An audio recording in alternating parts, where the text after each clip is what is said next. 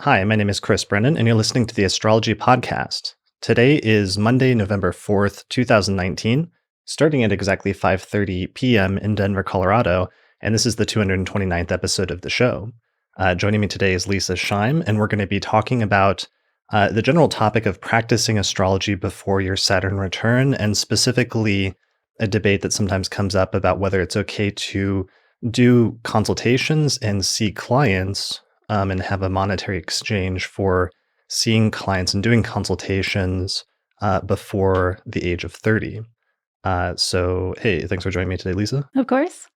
And yeah, so we've got a lot to go over today. It's going to be kind of a general talk, but it's something that a lot of people have been discussing recently. hmm Yeah, and it came up as a kind of springboard off of a Twitter discussion, but we were kind of going to have a larger discussion and make it broader since this does come up.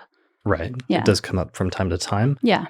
All right. So let's set the stage for this discussion. So, what it's about is that periodically there's this discussion that comes up about how old a person should be in order to do astrological consultations for clients. And starting to charge for consultations is often seen as a really big step in one's studies, hmm because while most people will sort of informally look at the charts or read the charts for friends and family members starting relatively early in their studies, the idea of reading a chart for a stranger and accepting, somebody you don't know and accepting money for it is usually seen as a big turning point and a big step to take during the course of one's either studies of astrology or more broadly, if you're actually going to transition into like practicing this subject professionally at some point, that's seen as a huge milestone. Definitely. And one of the reasons why this comes up even as a discussion point is because astrology is an unregulated field by and large. And so you kind of have to decide for yourself when you're ready. And so people make different decisions at different times around that. And and people can disagree with other people's decisions around when people are ready. Right. And there's lots of different criteria that different people use for determining like when a person is ready. And usually everybody ends up making up their own choice or their own mind because ultimately it's subjective and because it's an unregulated field where for the most part, there's nobody that's ever going to tell you like now it's okay for you to do consultations. There's just a bunch of different criteria that people take into account and or that are floated when this discussion that comes up. And one of the ones that's sometimes floated as a possible criteria is age and the hmm idea that very occasionally, and I don't see it brought up very often, and I think it's a sort of minority viewpoint, but occasionally some people do float the criteria of age as a possible deciding factor for when a person should start doing consultations or be ready to, or a prerequisite for that they should not do consultations until a certain point. Right. Yeah, and I think that usually comes about, I mean, sometimes it's because it's being conflated with like how long you might have been studying by that age, but sometimes it's also, I think, just kind of a general idea that if you're younger than a certain age, maybe you don't have enough life experience to be speaking to people's lives using astrology. Right. So sometimes this is floated, it's formulated as a sort of subjective thing where somebody will say, like, I didn't start studying until I was this age. And usually the age that comes up is the Saturn return. And I hmm think that's because largely the Saturn return has become in astrology. It's one of the few concepts that's sort of permeated outwards from the astrological community and become almost like a pop astrology concept where it's like you have sun sign astrology that everybody knows about, and then you're starting to get like Mercury retrograde that everybody hears about. And Saturn return, I think, is like the next step down in terms of concepts that have kind of made their way outside of the field or become general knowledge. And the idea that the Saturn return, especially, is often treated as if it's the final entry point into adulthood. And so astrologers treat it sometimes they put a lot of emphasis on it or treat it as like a major thing. hmm And I think it is a major, life stage marker. I mean, both of us have talked about Saturn returns a decent bit. I mean, we happen to have authored like a blog called Saturn Return Stories, Yeah, SaturnReturnStories.com. right. And so, I mean, we both think it's important. I wouldn't say it's not important. But I don't know that I would normally set that as like a universal, factor for when people can start practicing professionally.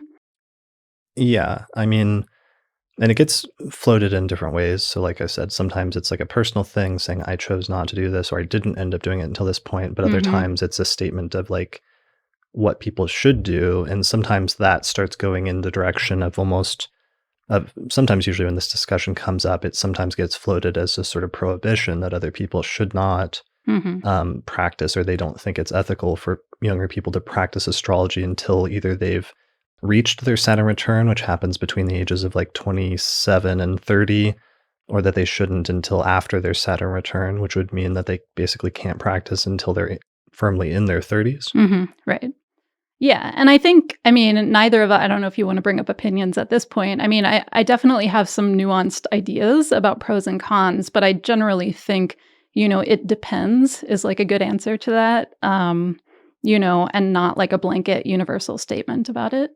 Yeah, I mean, so the debate came up recently on Twitter, and I got into it. And we don't want to make it, like you said at the beginning, about that debate because Mhm. this is a topic that comes up occasionally, and that's why I wanted to discuss it because it is like an interesting discussion topic that does come up periodically, and it's worth having a dialogue and presenting some of the best points for both sides, even though I strongly feel like in favor of that people can do consultations prior to their 30s, that the people can start seeing clients in their 20s, and that it's more important one's proficiency with astrology and how long you've been studying it than it is how old you are. Because Mhm. some people, like myself, got started or get started relatively early in life, and therefore by the time they're in their 20s, they may have already been studying astrology for quite a while.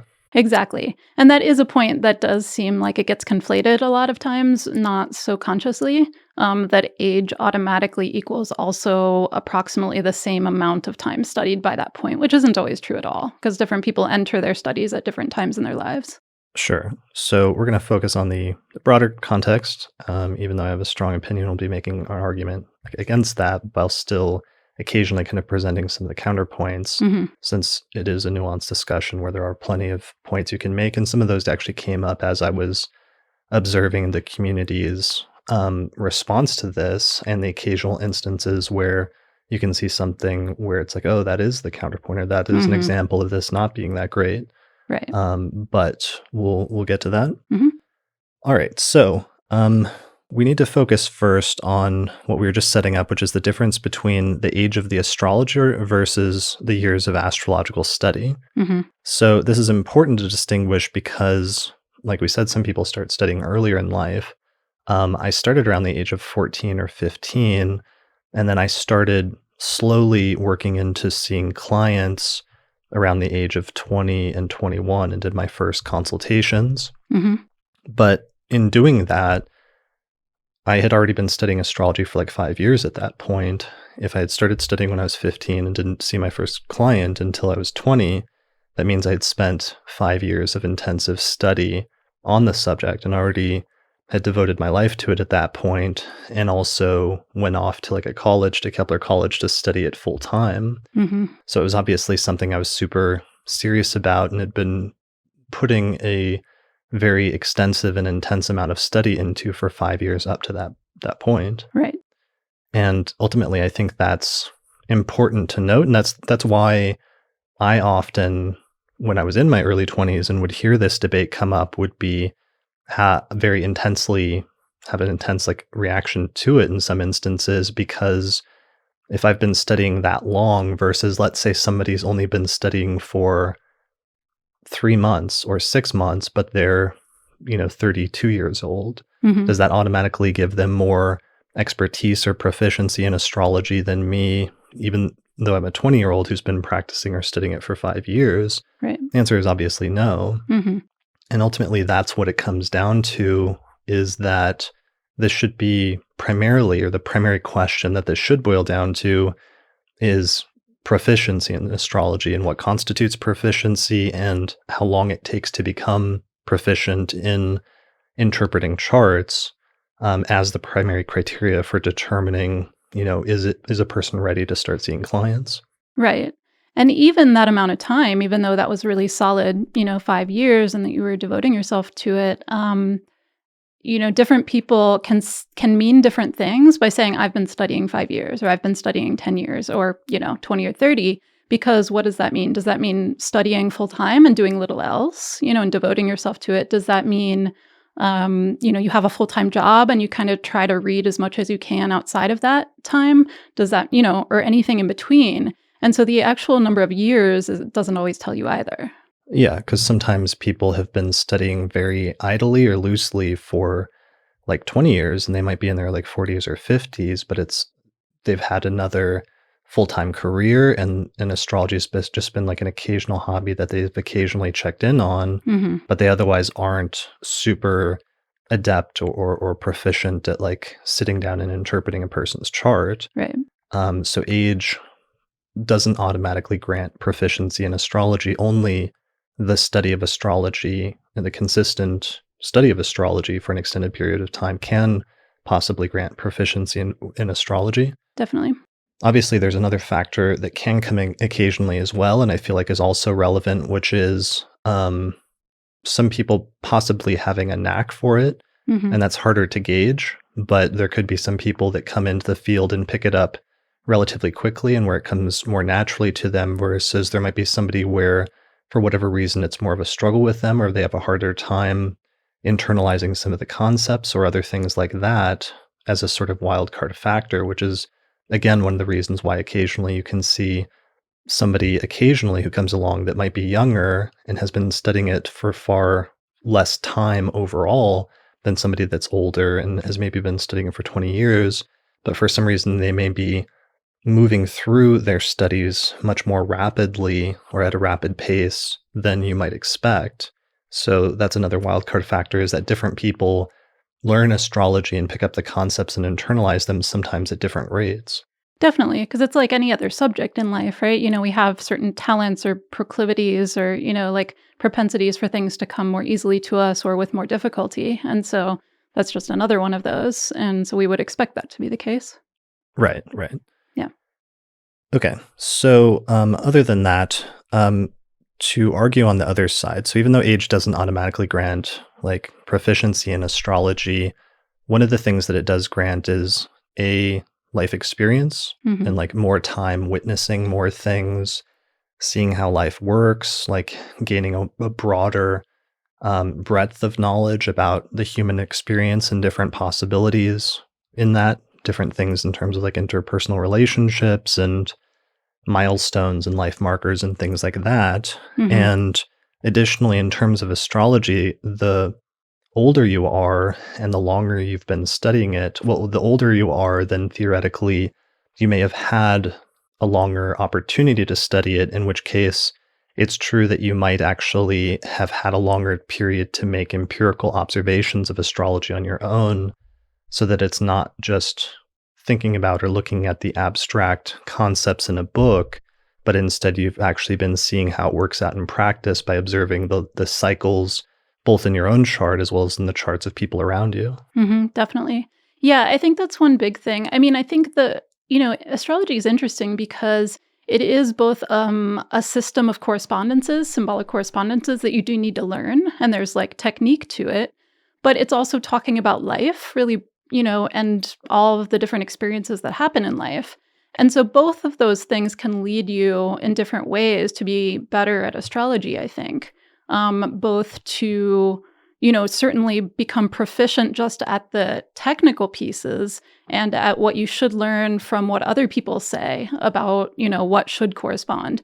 And then, as you said, also after that, making your own observations about what corresponds. But there's the other piece, which is, I think part of the other argument, though I'm certainly not making like a black and white statement about it. But, the longer you have to be alive, the more you understand how life works in a personal and perhaps more intangible way. Not just specific observations. I do think that's really important with astrology because, everything in life has to be able to be symbolized by something in the charts. Mhm. And so you do need to learn, like, what are lots of different manifestations and what do they look like? But also just kind of how does life work? Because that's part of what you're working out as you are a person alive in the world. Yeah, I mean, one of my favorite things, because of the podcast taking off over the past few years, and also when I started writing my book, I stopped doing consultations like 2 or 3 years ago.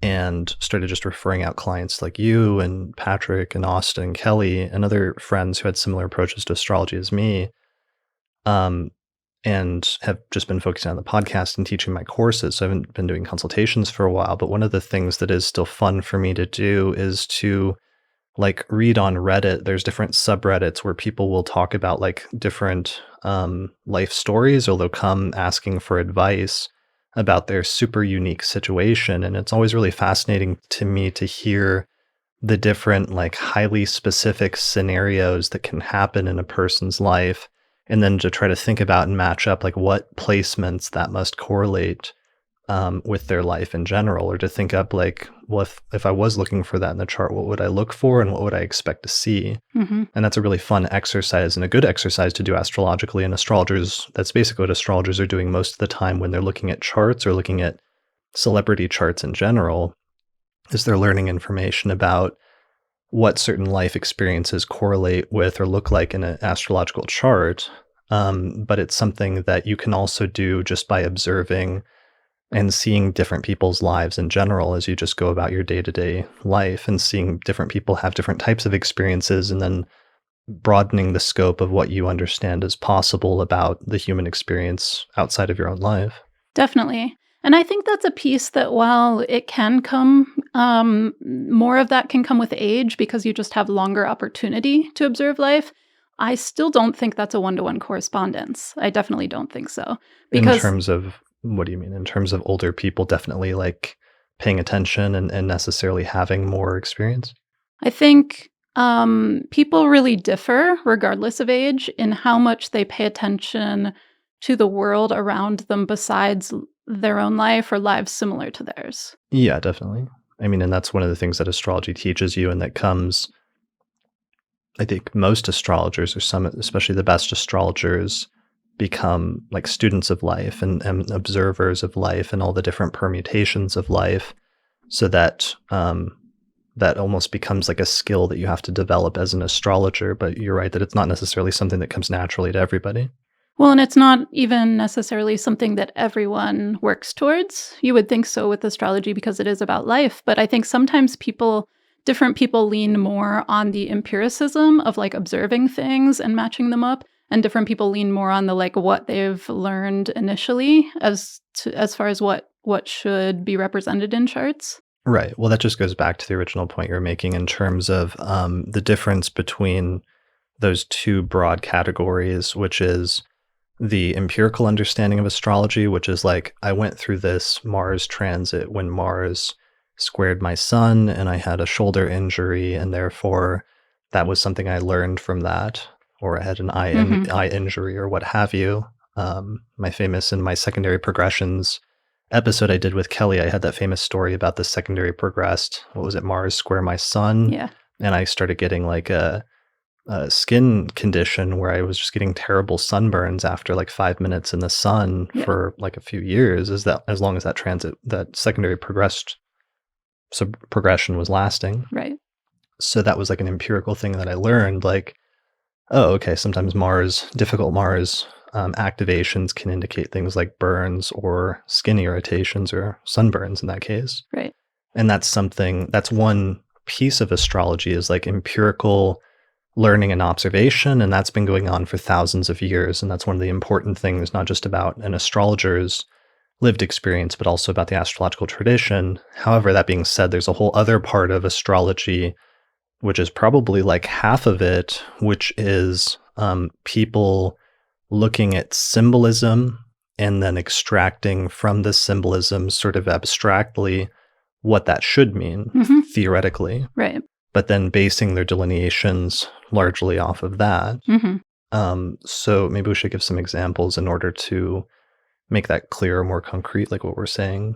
Can you think of an example? Sure. Well, I'm not sure exactly what you're pointing at right now. So there's a bunch of abstract models in astrology. One of them, for example, is since the late Mesopotamian period, like circa more than 2,000 years ago, the assignment of different signs of the zodiac to different parts of the body, starting with the conceptual premise that Aries is the first sign because it starts with the spring equinox in the northern basically with spring in the northern hemisphere and the beginning of the sort of year in terms of the seasons. Mhm.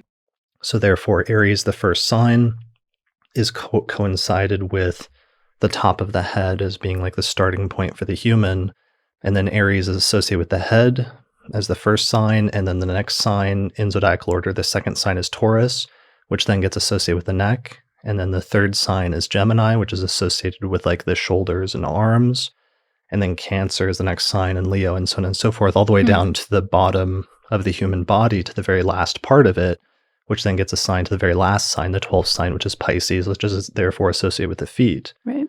So, and then therefore, from that correspondence, then sometimes if you read astrological texts, it'll say, well, if a malefic planet like Mars is in Pisces, then it could indicate injuries to the native's feet. Mhm.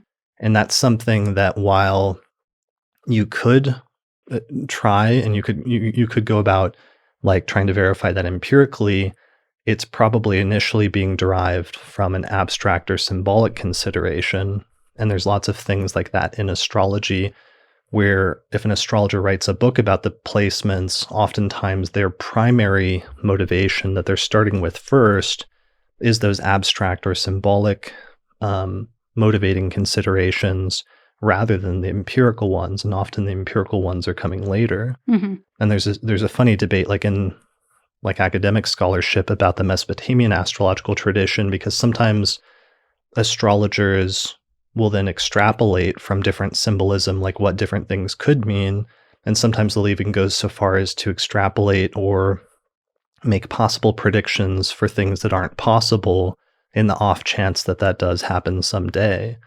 So there's like some academic scholarship about the Mesopotamian tradition where they're making predictions about, I think, like lunations that are taking place in different parts of the solar month that wouldn't be possible, like a full moon on the second day after the new moon or something like that, Mhm. which is just not possible. But the astrologers, because they're generating it based on not empirical, but based on abstractions, Mhm. that yeah, they're still recording these as like, well, if this ever happens, then theoretically it would mean this. Right.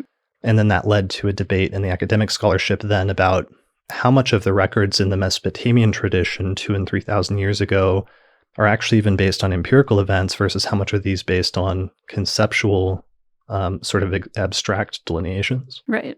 Yeah, and both are important. Like you can't just do one and not the other. And I think that's where the years of experience comes in, regardless of the age of the practitioner. I've always found it really important to say, read what these things are supposed to mean, but then go out and sort of cross-check that with what you know of life beyond astrology and see if it's still matching up. Because that's, both of those are really important directions to look from.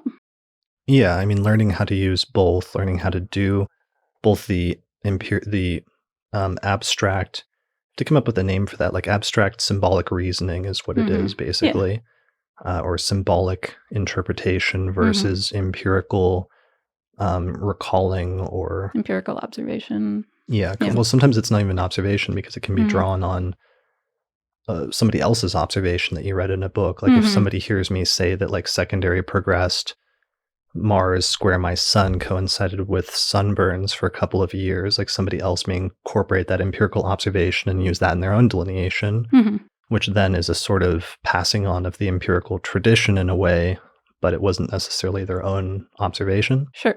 Yeah. Anyway, but the symbolic interpretations are important, and that's often the starting point for most astrological interpretations, is getting good at that level of interpretation, of like symbolic interpretation.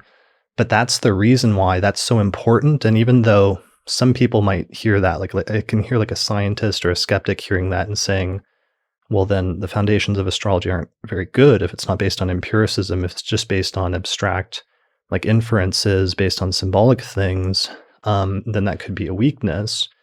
But one of the issues that you realize really quickly in astrology is that every person has a unique chart, and even though if you're older, if you live to be 80 years old, you're never going to have lived through every astrological transit or permutation or placement that there is Mhm. on your own. So you're just simply not going to be able to experience every transit that there possibly is or could be, nor are you going to be able to experience or even observe every possible placement that there could be. Mhm. So the ability to interpret things symbolically becomes your starting point because that's the access point for being able to basically interpret and understand and make statements that are accurate about potentially anything if you can unlock that level of almost like reality and what's happening underneath reality and being able to use it effectively in generating astrological delineations. Definitely. I mean, and that's what astrology is. It's a symbolic language, and so we have to start there, certainly.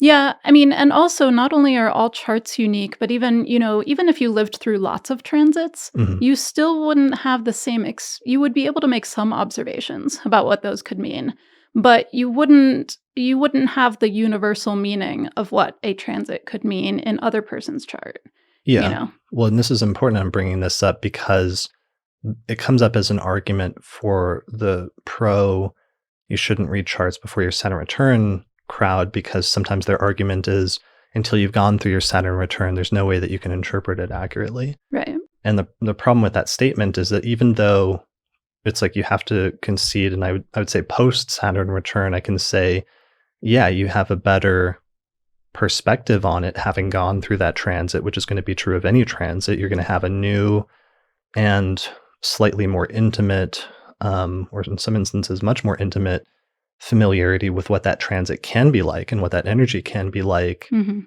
That doesn't mean that you don't have any idea what it means prior to actually going through that transit. In the same way that, you know, before you have your Uranus return at like 84 years old, you can still like both conceptually or abstractly, as well as by looking at other people's lives, have a pretty good understanding and make some pretty concrete statements about what that transit can be like in a person's life, Definitely. or especially in an individual chart. Mhm. Yeah, for sure. And I think if you lean too much on the idea, that you need to have gone through your own experience of something, I mean, I don't wanna, lean too hard on this argument, but if you lean too much on the idea that you need to have experienced yourself and therefore you know more viscerally what it's like, you're actually not going to experience someone else's Saturn return. Your chart is not only different in terms of where those things are placed, but the condition of everything, and that's oftentimes what people miss, particularly the only using, say, like an archetypal modern approach to a transit is, everyone's going to have a different experience, not just topic wise, but even the quality of the experience will be different.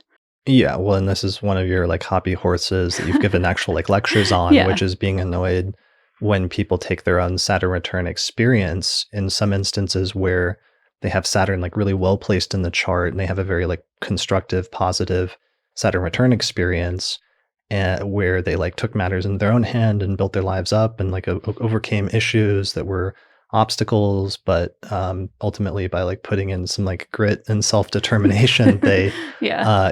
bettered their life. And then they turn around and sometimes tell everybody else that all you need to do is this. And Right. it's really pretty easy because see, I did it. So it's Right. probably the same for you. You're just not doing it right or you're not doing it well enough. When in fact, some people, if they have Saturn in a more difficult condition in the chart, actually both objectively and subjectively might have a much more difficult experience of the Saturn return. And there may be things that are actually like insurmountable difficulties that they can't, no matter how much self-determination and positive like magical thinking that they have, just can't like bulldoze through it. But sometimes they just have to, like Saturn almost says no in that part of their life and they cannot proceed further but instead have to go a different direction. Right. And that's an argument for focusing more on the symbolic interpretive principles and the technical proficiency over and above, your own life experience. Because your own life experience will only be one life. But if you, learn all of the other pieces really well, then hopefully you should be able to reach into different experiences and not lean too heavily on, things should go similarly to how it went for me. Right. That's the important of getting the fundamentals of astrology and the ability to interpret it from having technical proficiency and the ability to interpret the language of astrology in all instances proficiently, regardless of what your personal experience has been up to that point? Yeah. Yeah, so those are kind of like the pros and cons of some of those 2 pieces, and I think those are 2 main pieces of becoming an astrologer. Okay. One of the things that you wrote here in the notes also was being connected to the professional community giving you a reference point.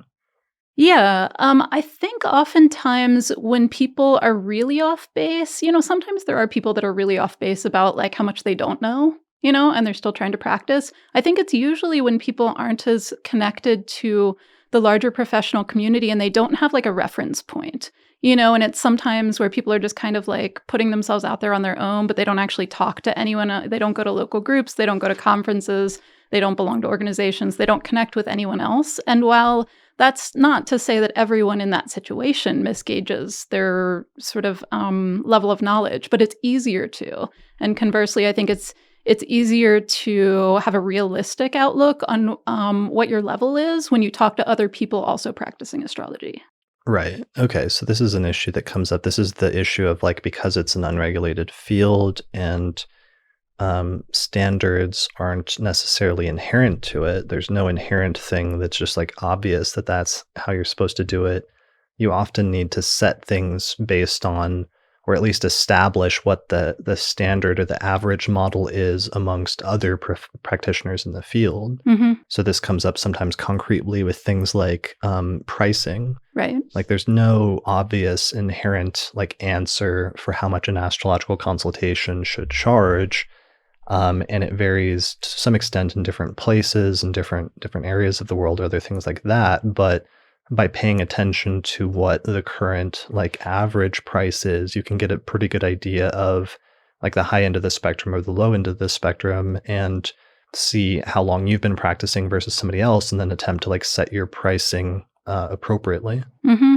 Yeah, and that kind of touches on something that I think is important too when you're starting out, regardless of age, is to kind of represent yourself accurately in terms of this is how long I've been studying, this is the approach I've been studying, this is how much I'm charging based on that, and kind of be really open about that. Mhm. I know, for instance, when I started, I definitely did that because I was like not sure whether I was ready, but someone really wanted me to read their chart or their family members' charts. And I was like, okay, well, and I kind of grappled with it a little bit. And then can't remember how much I charged, but something pretty low, 25, $50, that kind of thing. Right. Yeah. Yeah, I mean, and I started charging very little as well. I think everybody starts, that's usually the recommendation, like start charging very little and then work your way up from there just so that there's some sort of exchange. And Hmm. some people do things like a donation basis or a sliding scale basis. There's all sorts of different options in terms of that. But the idea that at some point, let's just say generally, you've been starting enough.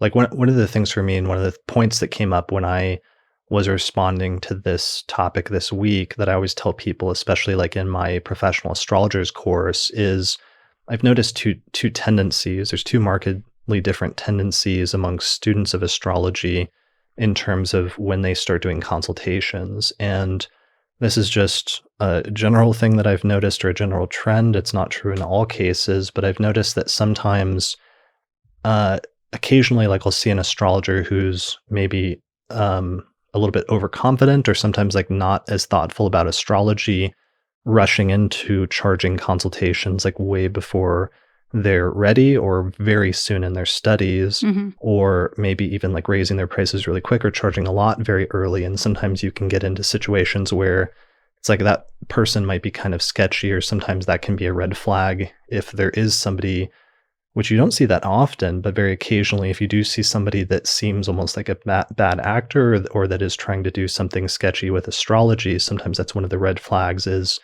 doesn't know that much about it, but is charging like way Hmm. more than they obviously should be charging, or compared to the average, let's say. Right. So occasionally, sometimes there's that tendency where there can occasionally be somebody that hasn't been studying for very long that jumps into charging and seeing clients too quickly. Hmm. But then the other tendency that I see more often, especially among the more like thoughtful students of astrology, is they actually put off seeing clients and starting to charge for doing astrology way longer than they should. And they actually go much, much longer in their studies than is even necessary because they have so much trepidation about wanting to get it right and wanting to know everything there is about astrology before they start seeing a client. They feel a lot of pressure going into doing a consultation with somebody, or even the thought of charging even a nominal fee for it because they want to do a good job. And they're, it's respectable because what it is it's almost like their conscience or their morals or something that's like giving them the feeling of wanting to do a good job, and therefore waiting longer than they necessarily need to before they actually move in that direction. Hmm. But as a result of that, I often end up encouraging people and trying to make this point, which is one that I think when you're learning astrology, like only like 50% of astrology is book learning and, reading through books and learning what different placements should mean and what different techniques are and everything else sort of conceptually or abstractly, as well as like reading charts empirically or, things like that in terms of reading chart examples or things like that. All of that is like 50% of it, which is just book learning.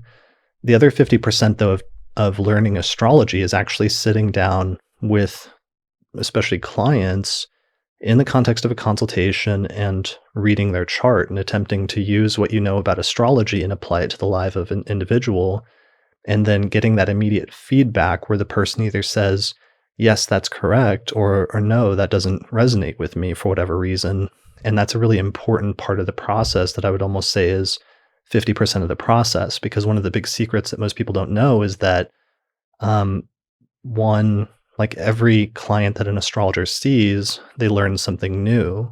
And that's because each chart is unique.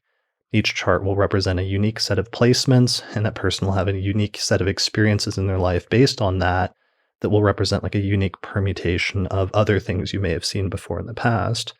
But then secondarily, no astrologer ever gets to the end of the line in terms of everything there is to know about astrology, which means that every astrologer up until their last day is still learning astrology every new client that they see. Hmm. Yeah, definitely. Yeah, I know that I was kind of more hesitant. I was on the more hesitant end for sure when starting out. And on the one hand, it was like almost appropriate because, I'd been studying maybe a few years or something, and I was kind of nervous because I didn't have a lot of experience yet. But yeah, that's the piece that you often don't know going into it. Going into, when should you start to practice, is that some of it you will learn through doing and through seeing more unique manifestations and, novel manifestations that aren't in books. So you kind of do need to get into it in order to get better after a certain point. Right. Yeah. I mean, just because there's stuff you don't see until you're talking to a person. That's the other reason why people will often start out, or some people, not often, but occasionally newer students, and I did this, will start out doing written consultations or like pre-recorded consultations. And they do that because it's easier and because you can like use your reference books or what have you to try to sit down with the chart and then interpret what different placements mean. And then what'll happen is like the person, you'll end up spending like a week basically on one chart, but you're only getting paid like let's say like $10 for it, $20 or something like really minimal as you're starting, but you will have like devoted a huge amount of like time to just trying to interpret this one chart. And I ended up sending like a 20 or like a 50-page report, one of my early consultations. And the problem with that is while you might get some feedback, like once you send it to the person, it's much more rapid. You get feedback much more rapidly if you're sitting there talking to a person verbally.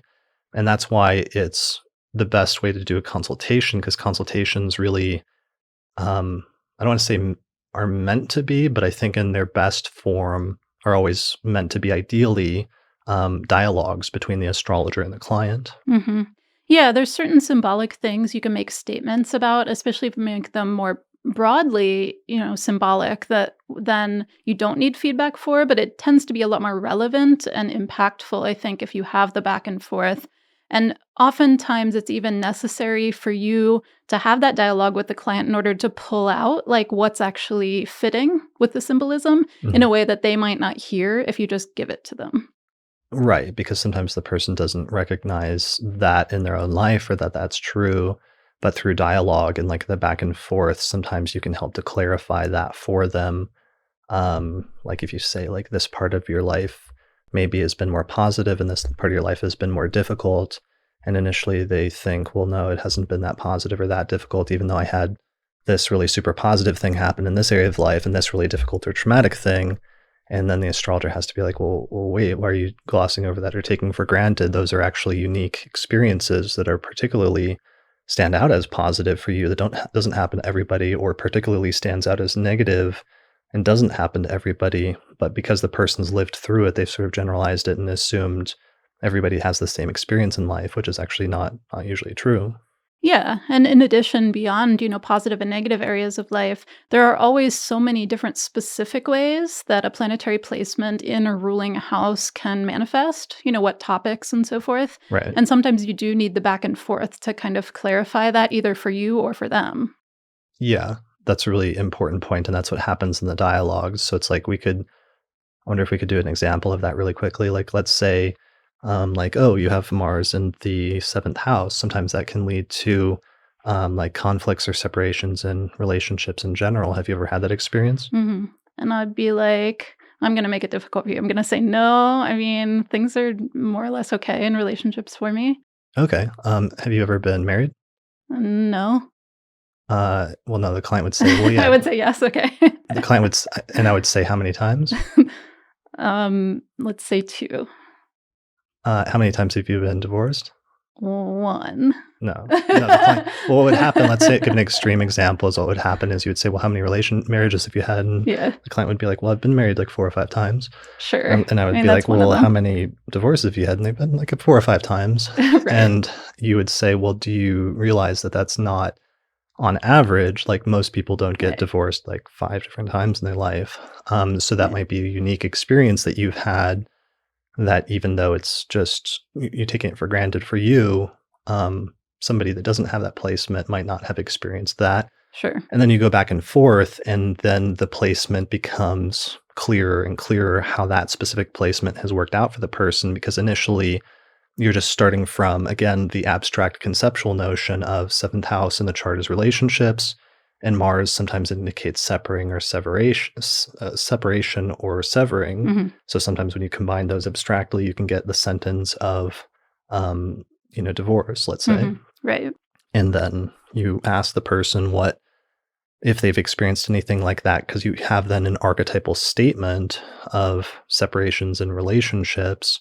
And then when you ask the person, what you hear is the specific manifestation in their life where the archetype gets broken down into one of many, many different possibilities. Right. And the way that that gets broken down and concretized into a specific manifestation then clarifies something for you, the astrologer. And then you can then make another archetypal statement about, well, if it's gone in that direction, then there's these other subsets of possible manifestations that could then result from that. And then you ask another question, and then they give you a response.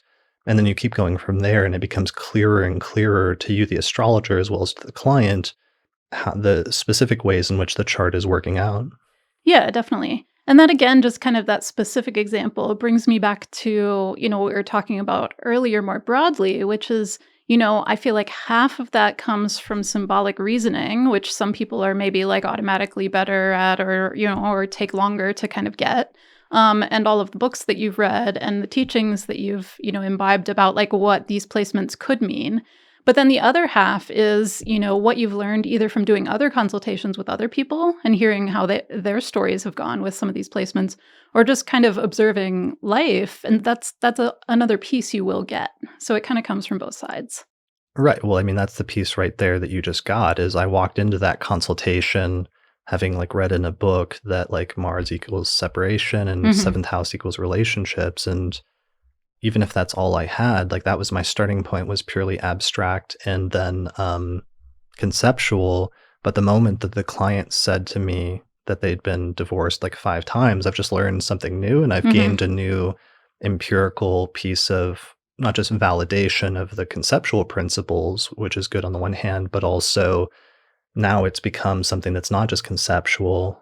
You have an empirical piece of evidence of data that's now going to sit somewhere in the back of your mind, either in some instances very prominently, where you're always going to like think back to that one example chart and that one client that said that thing about that one placement, or if not that, it's going to sit somewhere in the back of your mind as just your general like cloud data bank of different ways that certain placements have worked out that you don't remember the specifics of, but you do remember this general feeling of how that placement worked out, that you then sort of gets incorporated into your subsequent dialogues about astrology when you're discussing that placement. Yeah, for sure. And I know that I have incorporated quite a lot of that from past consultations, and that is a piece of like why you should start at some point, not necessarily immediately after studying. You should have some amount of time where you've studied quite a bit, but you do need to start in order to keep progressing. You can't learn it all before that.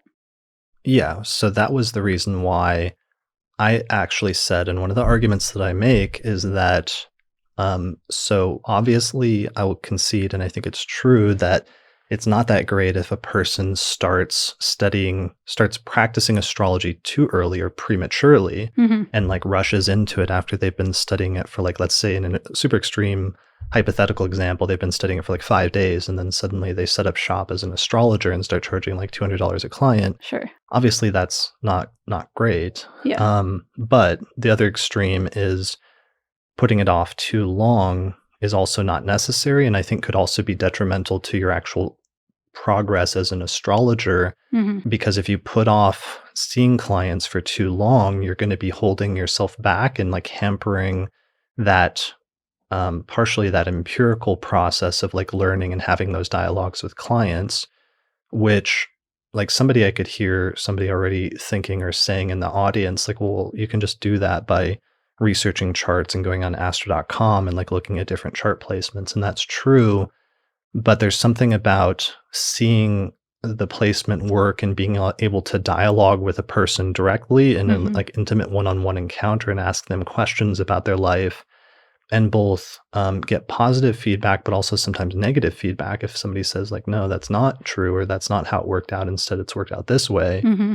that's just absolutely invaluable and is a huge part of the process of becoming a skilled astrologer, is having those one-on-ones, but also learning some of the skills that come along with that, which is like what questions to ask and how to conduct a dialogue like that, Right. and how to sometimes be able to know what questions to ask and how to, like we were talking about, like ferret out certain things if there's some area of inquiry that you should be following up on, and like sort of the proper way to do that. Yeah, and that's some where you could either learn that if you are like in a course that is explicitly saying like giving you counseling skills, for instance. It's not really counseling, that's more of like inquiry. Yeah, But I mean that's like a separate thing. yeah, but it is still in the manner of like how to go about this dialogue, Yeah, with well, astrology. because I want to be careful about counseling skills, because that's a section that we're going to have to get into at some point, which is that this whole topic sometimes, the influence of like counseling and psychology and depth psychology and Mhm. the way that that is treated, and the presumptions about astrology, that astrology should just be the application of depth psychology in some way, or that it became that way in some schools of like late 20th century and early 21st century astrology. Mhm. And I think we have to be careful about that, because not all astrologers approach astrology in the same way. And sometimes Right. it's overreaching to apply some of those rules from different like depth psychology schools to astrology and say that that's the standard that all astrologers should follow. Yeah, for sure. And that's not quite where I was going, more just in terms of like anyone giving you any training as to how to go about a dialogue using astrology with a client. Mhm. Um yeah. Yeah, so but I don't know if you want to get into that now or in a bit. Yeah, go ahead. I guess that's actually one of the next things on our list. Sure. So, I mean, it also depends on what kind of astrology you're doing. And I know that oftentimes in these kind of discussions, there is an automatic default assumption that you're doing more counseling astrology. And that's oftentimes where the age thing comes in, where Well, people think that if you before you have a certain amount of life experience, you're not kind of in a place to guide other people through life. right. Well, and also that natal astrology is assumed to be the default Hmm. branch or application of astrology that all astrologers are practicing, which is not Right. always true as well. Yeah, exactly. Yeah, so it's not always super counseling oriented, and it's also not even necessarily focused on your natal chart. It can be a horary, for instance, where you're just like using technical skills to, answer a question. It can be electional astrology, setting up, the best date and time to start something for the best possible results. Neither of those really require a lot of counseling orientation. So yeah, the assumption does get like a little bit too broadly applied. It does seem that way. Hmm. Yeah. Yeah. So there's just a whole lot of things that go with that. So yeah, there's different branches of astrology. There's Mhm. different approaches to astrology. So there's electional astrology, there's horary astrology, there's mundane astrology. Mhm. Even within natal astrology, there's sort of like different approaches. Yeah. There's like medical astrology is sort of a subset of natal astrology. There is like, let's say, predictive or timing astrology, which is often, well, it can incorporate psychological elements, is often like much different than trying to interpret a person's character or psychology based on their birth chart, Right. and other just applications like that. Yeah, and so I think sometimes people take the default assumption that that you're supposed to be guiding everyone through life as though you're like a guru or a life coach or something like that. And Mhm. certainly some astrologers do take that approach to using astrology that way, but it should not be assumed that everyone is doing that or should be doing that really. And I think that is a piece of like what varies sometimes in how much age matters, although it's certainly not the only thing that makes the difference. Right. But, if you're not trying to be a guru, I do think if you are trying to be a guru, you should maybe be a little older. What do you mean, guru? A lot of people use Like a the spiritual teacher? Yeah, I mean, because sometimes people do blend it a little bit with more of their own spiritual outlook. So that's one piece. No, I mean just guru life coach in terms of how much are you focusing on the astrology and strictly what it is saying versus trying to lead someone towards the right answer as to what they should be doing in their life. And there's Right. obviously that's a gradation. And like obvious and having like life experience in order to like draw and Yeah. that just for whatever reason we might as well get into it now, but that brings up like a couple of subtopics that came up in the debate, which is like some people saying like, well, I'm in my 30s or 40s and 50s and I wouldn't get a consultation with an astrologer who's in their 20s. Mhm. And that was really annoying to me because it was like separate from the initial issue of just like, should astrologers be able to do consultations if they're in their 30s, or should we say Mhm. no, they shouldn't? That doesn't I don't care if you want to get a consultation with somebody that's younger than you. If you're in your 30s and you don't want to get a consultation with an astrologer who's younger because you don't feel like they have enough life experience, that's fine. Mm. But astrologers in their 20s oftentimes, not all the time, but sometimes might be doing consultations for their contemporaries. Mhm. And that's actually something that's not just okay, but sometimes it can be important because sometimes different age groups feel more comfortable talking to somebody in their own age group who's had similar experiences in terms of generational dynamics. And sometimes that can be actually really useful and important and crucial in terms of the client themselves finding somebody that they can relate to and talk to and open up to when they're talking about important things in their life. Yeah, definitely. I mean, yeah, definitely people in their 20s might go to an astrologer who is also in their 20s, but other people might too. I know for Right. instance, I don't actually get that age grouping very much. I mean, I'm not in my 20s, but I get kind of people across the board age-wise. So that's interesting because I know that, someone was also making that argument online and that people do cluster more often than not by age. And I find that client-wise, I don't get a lot of clustering. But I'm kinda in the middle, age-wise, Yeah, and, you're in your 40s. yeah, and, so, I mean, there's that. The other thing, though, is I actually when some of that discussion was going on, I would actually, if there were a choice to go to someone if I were receiving a consultation, and there was a choice to go to someone who was very proficient and well-trained, as well as had a lot of life experience, I would probably choose that combination. But if I were choosing between the two, I would actually be more fine personally going to someone younger who I knew was really proficient technically, because that's kind of what I'm looking for. I'm not looking for someone to lead me through life. I'm looking for someone to interpret the astrology. Yeah, you're looking for an interpretation of your birth chart by somebody who's proficient in doing that sort of interpretation rather than just somebody that's okay with astrology or has been studying it for a small amount of time, but they have had a lot of very interesting life experiences. Yeah. And I mean, those, there's different variations as far as what those combinations are with any given practitioner. But yeah, I would lean more towards that piece personally. And I've seen so many, it's interesting because I've seen so many younger people nowadays be quite technically proficient, and certainly more advanced, with a few years of study than I was at that time, partly based on the information that's out there these days. Yeah, so that'll segue us into a whole new area that I do want to go into. But first, I want to say, when I was in my 20s, all throughout my 20s, I was seeing clients, and Hmm.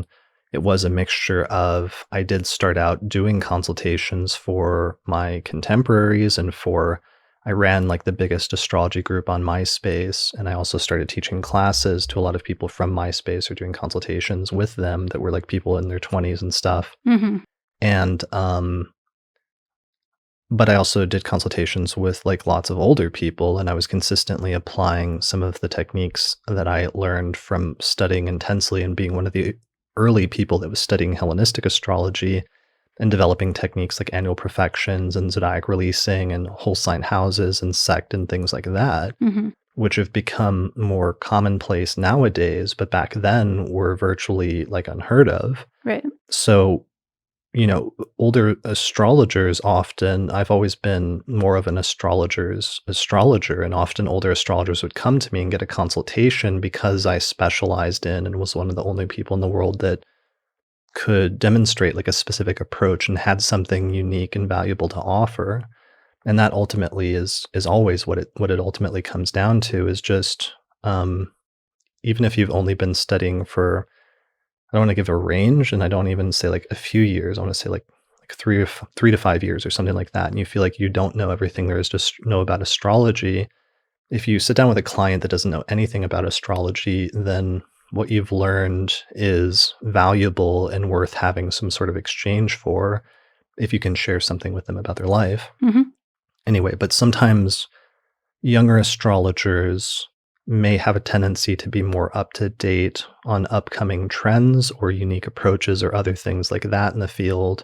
And sometimes that can be something that is useful. So that's one of the things that always bugs me if occasionally there's like flippant, like sort of almost like a scoffing remark about like, I wouldn't get a consultation with somebody in my 20s because when I was in my 20s, I was like doing really good new up and coming astrology, Hmm. which while popular now back then wasn't, but that was the Right. starting point for that.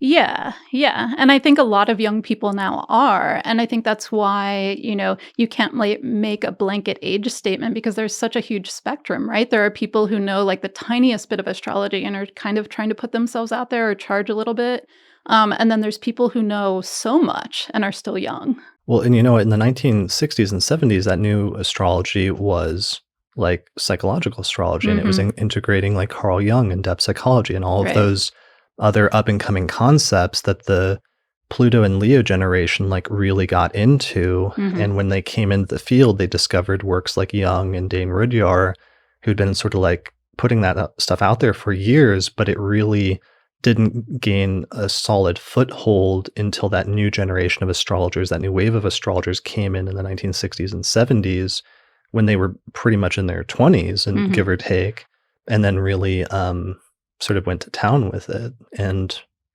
so for them, like getting consultation with one of them younger, that's some of the newer techniques that they would have incorporated or brought to the table. And that's continuously going to be the case to some extent. Mhm.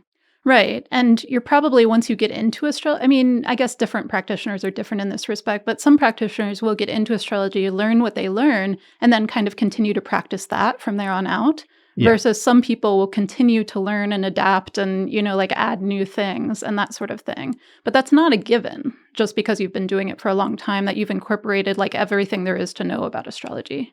Yeah, well, there's an inherent tendency, which is fine, to get like a bit of momentum and inertia, Mhm. where usually people will establish their approach to astrology relatively early in their studies in the first, like, say 5 years or 10 years, 5 to 10 years. Mhm. Just funny, like now I'm in my mid 30s, having just turned 35 a few days ago. Mhm. Congratulations. Yeah, happy birthday. Thank you. That I can say in like increments, speak in increments of time, like 10 years, Right. and make like broad You generalizations. should go like that I, a I lot when you always say like it. sweeping hand motions. Yeah. Okay. So people tend to establish their approach to astrology in the like tradition of astrology in some instances, or let's say the synthesis of different approaches and different traditions from whatever their like one or two or three top teachers or resources was Mhm. early in their studies, and then they combine them together, and that's their approach. And whatever approach they develop in that first 5 to 10 years, they then tend to, on the whole, let's say by and large, then just like continue that trajectory and continue to refine and develop that specific approach for the rest of their astrological careers. And because early in your studies, you're more in the research phase where you're like studying many different things and many different approaches, and you don't really know what's going on. So you're just reading everything. Mhm. But eventually, at some point, everybody specializes, and then you gain a certain amount of inertia. And it's somewhat rare for people to just like completely drop everything that they've learned and switch to a different approach much later in their career. So, as a result of that, there's a greater tendency for older astrologers, or whatever that means, to be more um, not stuck, but more fixed and determinate in terms of their specific approach to astrology and maintaining and refining that, Mhm. versus newer astrologers sometimes who are still developing approach might be more open to new ideas or new trends, let's say, in the field that are still emerging. Yeah, for sure. And that can be a good thing too. And it kind of reminds me of another piece of this discussion, which is, that there's not only one true take on your chart or on astrology, because there's, different angles and different approaches that people can take, different, both technically, philosophically, and so forth. And so, on the one hand, it's really good that sometimes people continue to refine what they have been doing and get basically really skilled, Yeah. at the specifics that that they use to approach astrology with. Um, Yeah, I'm not but necessarily saying that's a bad thing. It's yeah, actually can be a good thing, because once you right. have a synthesis, like spending several decades refining that is super Mhm. useful, because then you get really good at that specific approach. Right. Yeah. And so, but the flip side of that is there are different practitioners, different approaches, and there are, while not everything is a valid statement about your chart or life that someone can say, there are certainly more than one, you know. Mhm. And so, part of this is there's not going to be any one practitioner that masters all of astrology, because there are so many different pieces to astrology that you can study. So, that it comes into the age discussion, because even if someone has gotten good at what they do, that doesn't mean that someone else getting good at doing something else isn't equally valid. And it's not the case that they have to adopt kind of your approach to astrology in order to become proficient in what they are doing. Right. Yeah.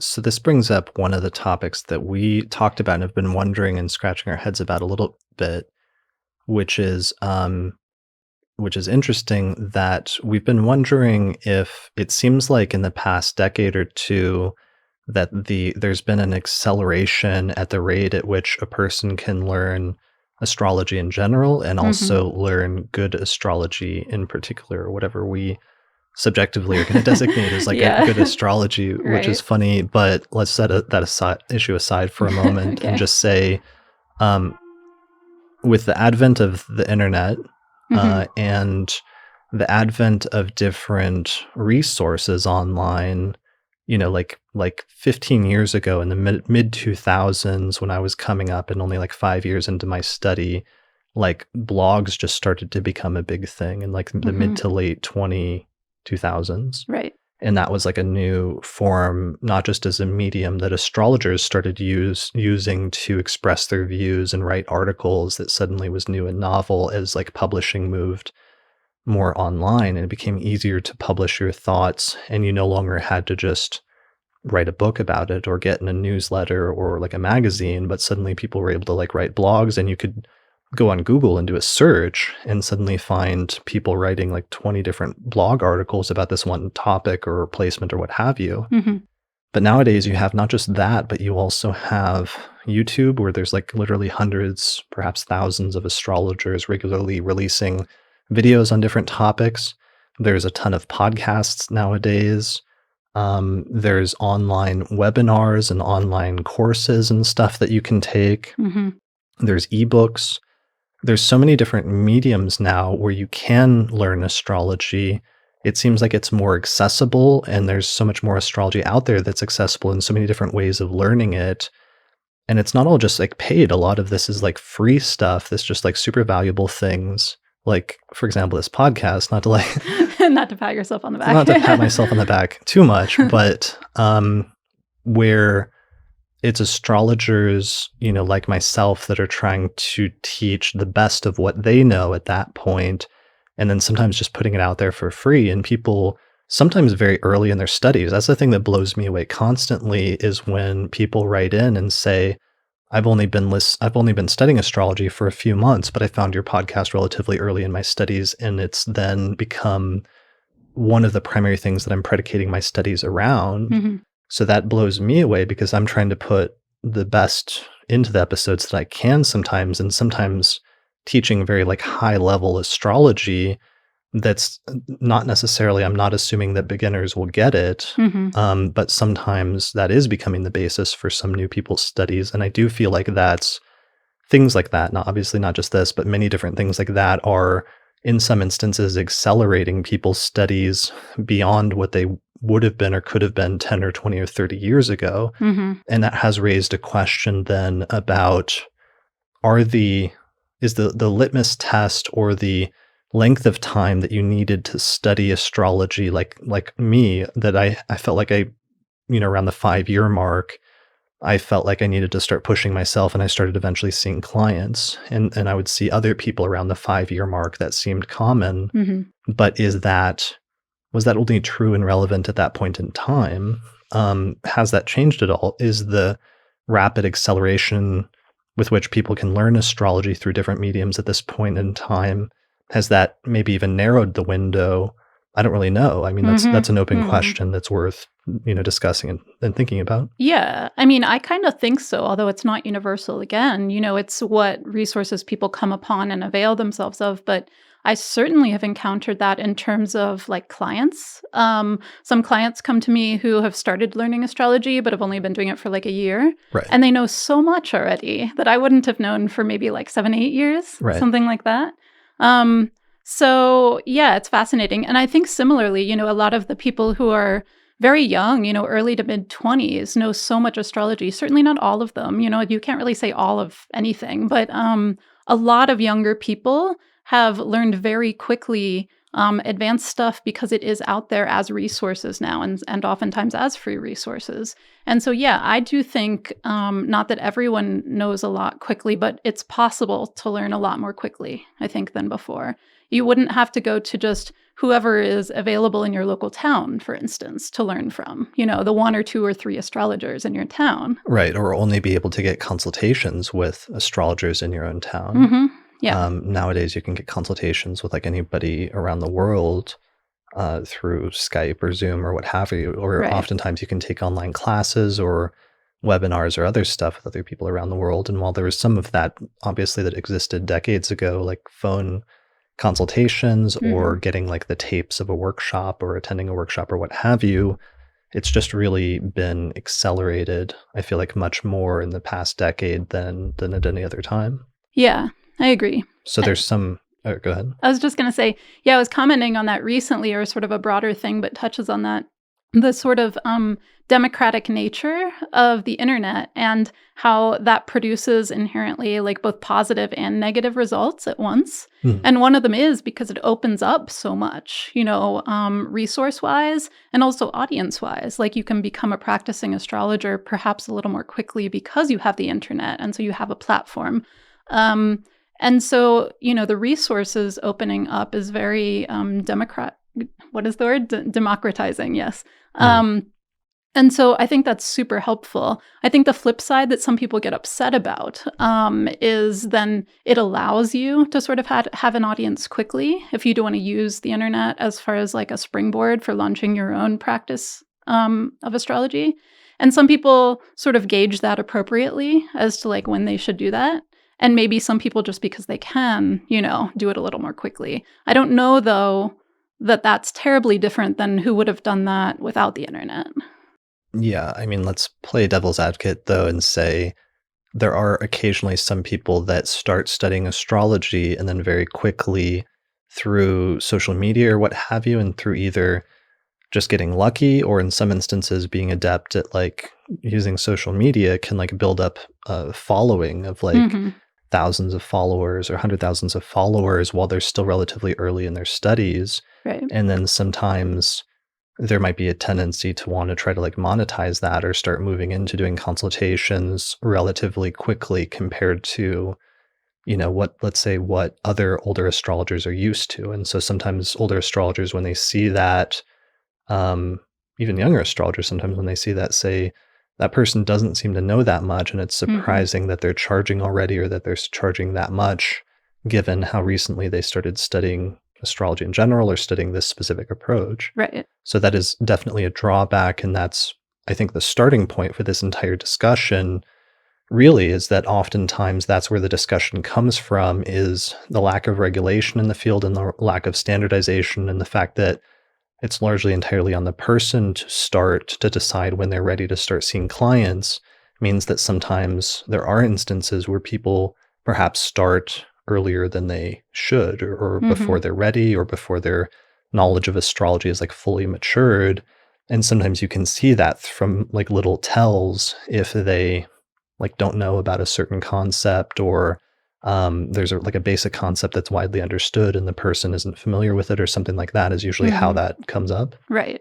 Right. Though again, I want to bring up that that isn't necessarily correlated with age because I've seen people do that who don't know like a ton of astrology. Maybe they know some, but they like wildly overcharge or something like that earlier in their studies. And they're not Mhm. necessarily like 20. So you could do that when you're, 40.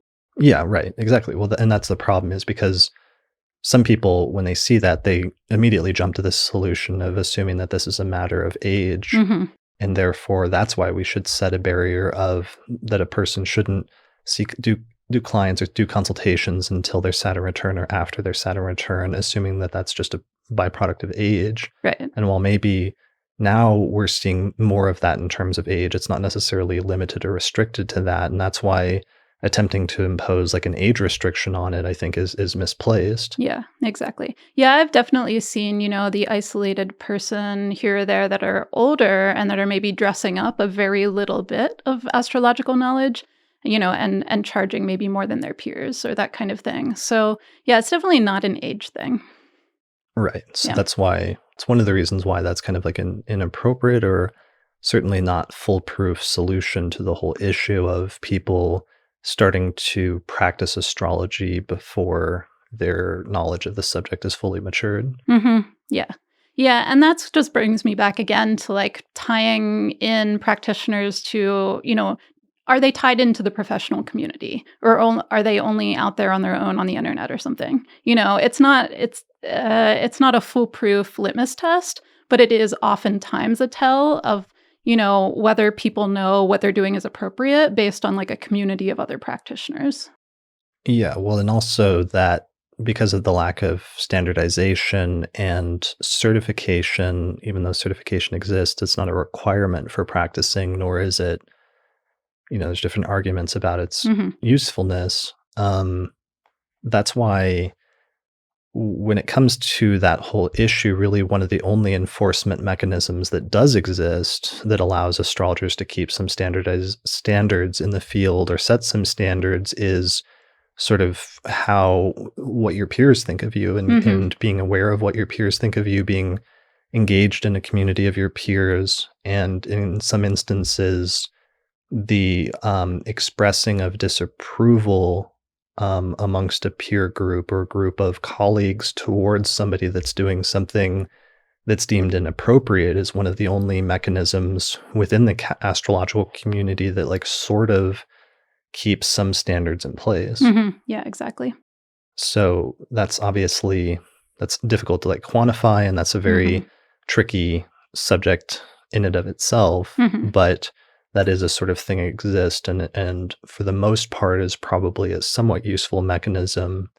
Um, yeah, and just in terms of sometimes when somebody's doing something that's not great, there being some sort of like recourse or some sort of factor in the field that does something to like counterbalance it. hmm Yeah, although there's not too much tangible, that can be done. It's more about like sort of community disapproval just in terms of talking.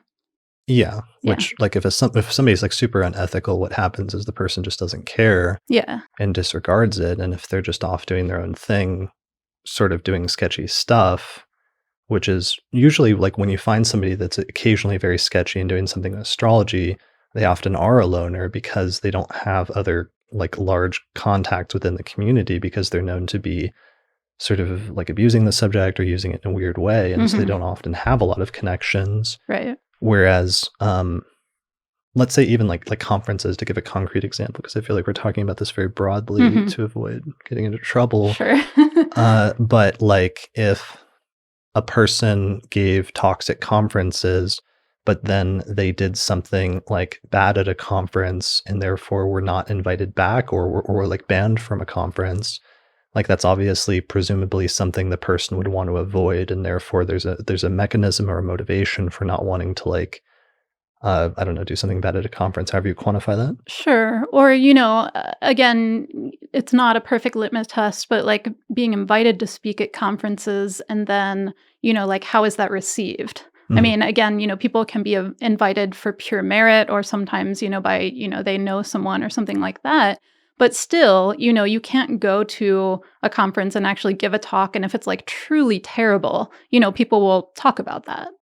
Yeah, well, I mean, and that's almost that's a thing in of itself just about the quality, but let's say the person like went into a talk and then expressed like racist views or something like that, hmm and then were sort of like shunned from the community. Right. That's like an example, I think, more of what we're talking about in terms of like something that's unethical that gets them ejected from a community of their peers in some way, even if there's not official mechanisms that sort of enforce some of those things. There are unofficial things that do set some different types of standards in the community, and some of those things are ongoing and evolving in terms of what the different like moral standards are in different time periods in terms of what's appropriate or not appropriate. I mean, a lot of things have changed in the past like 10 or 20 years regarding how astrologers talk about things like gender or sexual orientation or other things like that. And I can hmm imagine there's certain things in that area that could have passed like 40 or 50 years ago in a conference talk that would not go over as well today. Sure. Yeah, and that does happen. I was kind of getting back on the sort of quality piece in terms of whether people are ready educationally and so forth to, just practice professionally. Yeah, like if a person's like giving a talk and somebody raises their hand and asks them about um what transit is or something like that, and the hmm person says, what's a transit? Sure. Like Yeah. something really basic Yeah. like that. Yeah. Yeah. Yeah. So I mean, there are things like that, but yeah, obviously it's not a very enclosed system without regulation. It's more informal. Okay. Yeah. Um, so we're getting into some of the later points, and some of hmm the later stuff was things like financial realities now versus previously, and the need to monetize your skills and knowledge. hmm This is both seen usually when I hear this framed, it's framed more of a negative way, but it's both a positive and a negative thing. Like now a days with the internet and everything else, more people than ever are able to set up their own business and pursue their interests, and sometimes pursue their interests as their hobby as an actual career hmm versus as just a hobby or a side thing that they do for the majority of their life. hmm And for me, usually that's a very positive thing, and I see that as a positive thing that maybe it's easier now to pursue as a career as an astrologer and make it and become successful than perhaps it's been at any other time. Possibly so, with the sort of worldwide audience that you can cultivate. Although I usually hear that phrase more in terms of the necessity of monetizing, in terms of the cost of living often being much higher than it was when, say, some of the astrologers got started several decades ago. Yeah, I mean, I know it's usually framed that way in a negative way.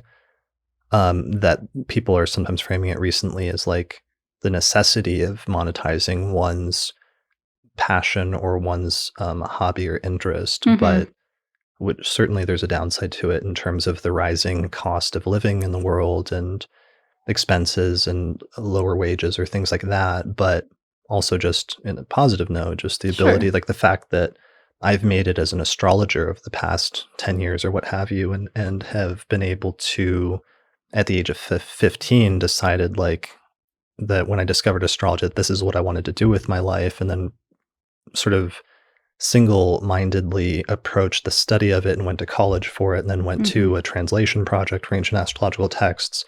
Then I spent 10 years writing a book on it, and then I started a podcast randomly in 2012, and now here we are today. Hmm. And then I've been employed as an astrologer full time for more than 10 years now, but since the last time I had a day job, Hmm. which you remember the day that I called you and I was like, Yeah. I'm going to quit my job today. I think I'm done with this. I really need to just do astrology full time. Right. Yeah, I do remember. You were a little startled. I was like, "Well, okay, when?" And you were like, "I think in about like 10 minutes when I get back from my break." Right. I was like, "Okay. Sure, as long as you think that'll work." Right. Well, it worked out. Yeah. But that's one of the reasons why I think it's possible if I can do it, like other people can do it. I'm always Mhm. interested in focusing on encouraging other people to do that and to make that transition, whether they're older or younger or what have you. Mhm. I obviously also have, due to my background, like a side interest and a side focus in terms of younger astrologers because I got into the field in my teens and went professional in my 20s. And while I was in my 20s, I became the president of the Association for Young Astrologers, Mhm. which really advocated for, there being a need to help younger or newer astrologers that were coming into the field and giving them a direction and a heads up and a leg up in order to be able to be successful in the field, whether they're just studying astrology as a hobby or want to do it as a profession or what have you. Right. Yeah, and I was on the board of that for a bit as well. Yeah, I think we're both interested in sort of actively welcoming younger and newer astrologers into the field and kind of what the experience is of newer astrologers coming into the field and what their reception is from, people who have been around longer. Yeah, and I'm trying to pull up. So one of my anecdotes is when I was like 23. I went to my first United Astrology conference, and I was the president of the Association for Young Astrologers, and we had some T-shirts printed up for the Association for All Young right. Astrologers. Yeah. And James Holden had just published this translation of the famous Syntyliquy, which is a series of 100 aphorisms that's attributed to Ptolemy, but it was actually probably written by this 9th or 10th century Arabic author, so it's usually referred to as Pseudo-Ptolemy. But there's this amazing quote in one of the aphorisms, and I got James Holden to let us put it on the back of the shirt that all of the Association for Young Astrologers members wore to this huge conference that had like 1,500 astrologers attending. And the quote said, and this is a translation from the Latin by James Holden, he says, "The mind suitable for foreknowledge obtains the truth more than the one practicing the art the most." Hmm. And I thought it was a pretty obvious and like pointed and appropriate like comment Yeah. in my like infinite wisdom as a 23-year-old. Right.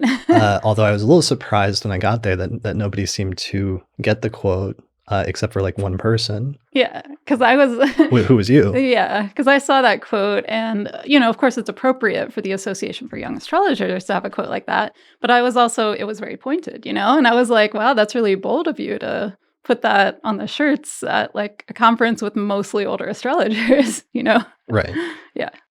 Yeah, so that the mind suitable for foreknowledge obtains the truth more than the one practicing the art the most. So Yeah. another way to phrase that is just somebody that is particularly gifted with astrology or has an aptitude for astrology may take to it and may learn it and may excel in the field faster than somebody, even if they've been studying it for longer, but maybe don't have as much of an aptitude for whatever reason, Mhm.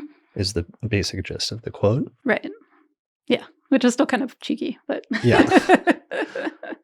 But so that's one of the reasons why, when talking about this topic, and that's the reason I want to do this episode on it, not necessarily because it's been a recent debate or discussion topic, but this is obviously like a long-standing thing for me. Mhm. And it's one of the reasons why, even though I'm in my mid-30s now, like I still continue to be and will probably always be an advocate for younger astrologers to whatever extent I can, because I did have those occasional people in my life that were older astrologers in their, 30s and 40s and 50s and 60s and 70s that helped me out when I came into the field. Mhm. Those people like Demetra George, or in a recent episode, Alan Oken, and that story about like me showing up to a conference like broke and destitute and just planning on like fasting for the entire week. And then he gave me like $40 out of nowhere.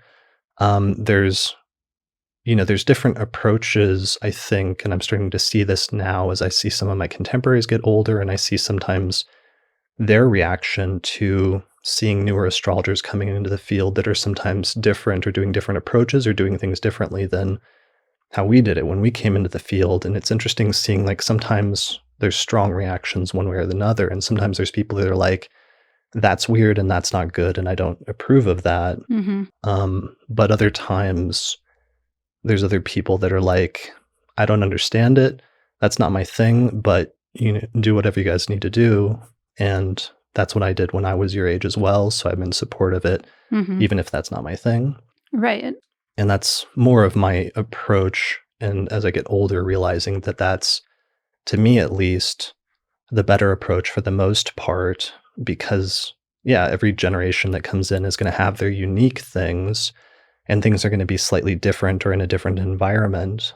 And you may not resonate with that at a certain point once you move into an older generational group, but that may not matter whether or not you resonate with it, because it may not be for you necessarily. Yeah, for sure. And I've noticed, maybe I wasn't quite as young as you were, when I first started into the field. I think I was about 27 when I started studying seriously, which was about a year before my Saturn return started. And then, yeah, I started doing like little mini readings very occasionally, maybe about 30 and so forth. So it was more my 30s that I was getting into the community. But even so, just because there were generationally so many Pluto and Leos, Mhm. the Pluto in Virgo and Libra generations were still younger for a while. And now they're kind of like in between. Now there's like this huge Pluto and Scorpio generation coming up, and then a little bit more Sag even starting. But I noticed, even more subtly sometimes, and sometimes not as subtly, either encouragement or not encouragement, maybe active welcoming or sort of like a little bit of like not so much. And from people who have been around longer. And that matters, even if it's more subtle, you can tell. Right. And that shapes your experience coming into a field. And it's funny, it was funny to me for a while how very long you could be a young astrologer. You could be considered a young astrologer simply because there were so many Pluto and Leos. And so the Pluto and Libra and Virgos were like young forever. Yeah, so there's so many people in the six that were in their 60s and 70s that came in that generation, that huge influx, that for the longest time, like people in their 30s and 40s were still considered young astrologers. Yeah, exactly, and which was kind of funny. But yeah, so I mean, I definitely felt those different experiences with different individuals and how they, approached me. And so I definitely feel more of the need to pass on more of the welcoming pieces because I know how much better that felt than the opposite. But sometimes people are really great at that, who are have been around the field for much longer, but still want to welcome new people in. Mhm. And sometimes conversely, some people can get a little bit more entrenched or territorial about things. And so I try to more deliberately be welcoming.